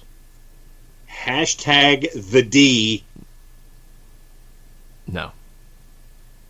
John, Like hashtag dum-dee-dum-dee-dum. That's what it'll D. be. Yes. Dum-dee-dum-dee-dum. D. Yes. Agreed. All right, that's going to do it. We got stoppage time at 2 o'clock. Facebook.com/929 the game. I don't think we'll be talking about Scotland, but maybe I'll need to explain this whole situation to Mike because he might be tickled by it. And I might break things. I don't know. It's possible. We'll see have if our they do anything we'll really have dumb. more scanners moments on the show here. Yeah. Emails down here. Yeah, we'll see if they. You might want to tell everybody what that reference is because it's from 1983, right? Yeah, it's a movie that was a sci-fi movie with Jennifer O'Neill and Michael Ironside, where folks could take control of your brain by basically thinking too hard, and evil people decided that they wanted to kind of take over civilization by thinking too hard, and they would create a lot of pressure on your brain, and your head would split open in two, and you would die. So the scanners moment you're referring is if you're thinking too hard, your head would explode, right? Yeah. Yes. Okay. Correct. Okay, just making sure. Yes, Well, I hope your that head, doesn't your head would explode. No. That's want that ugly. to It's the special effects of the '80s to have that kind of stuff. It was very, very '80s sci-fi-ish, but that was what it is. Don't think too hard. Ay, Dios mío. Okay, so we'll be back tomorrow. I'll be back on stoppage time at 2 o'clock. I'm going to go try to recover some sanity and probably Good luck. laugh some more at the D. Thanks for listening, y'all. Mucha plata, y'all. Mucha the dum-de-dum-de-dee, y'all.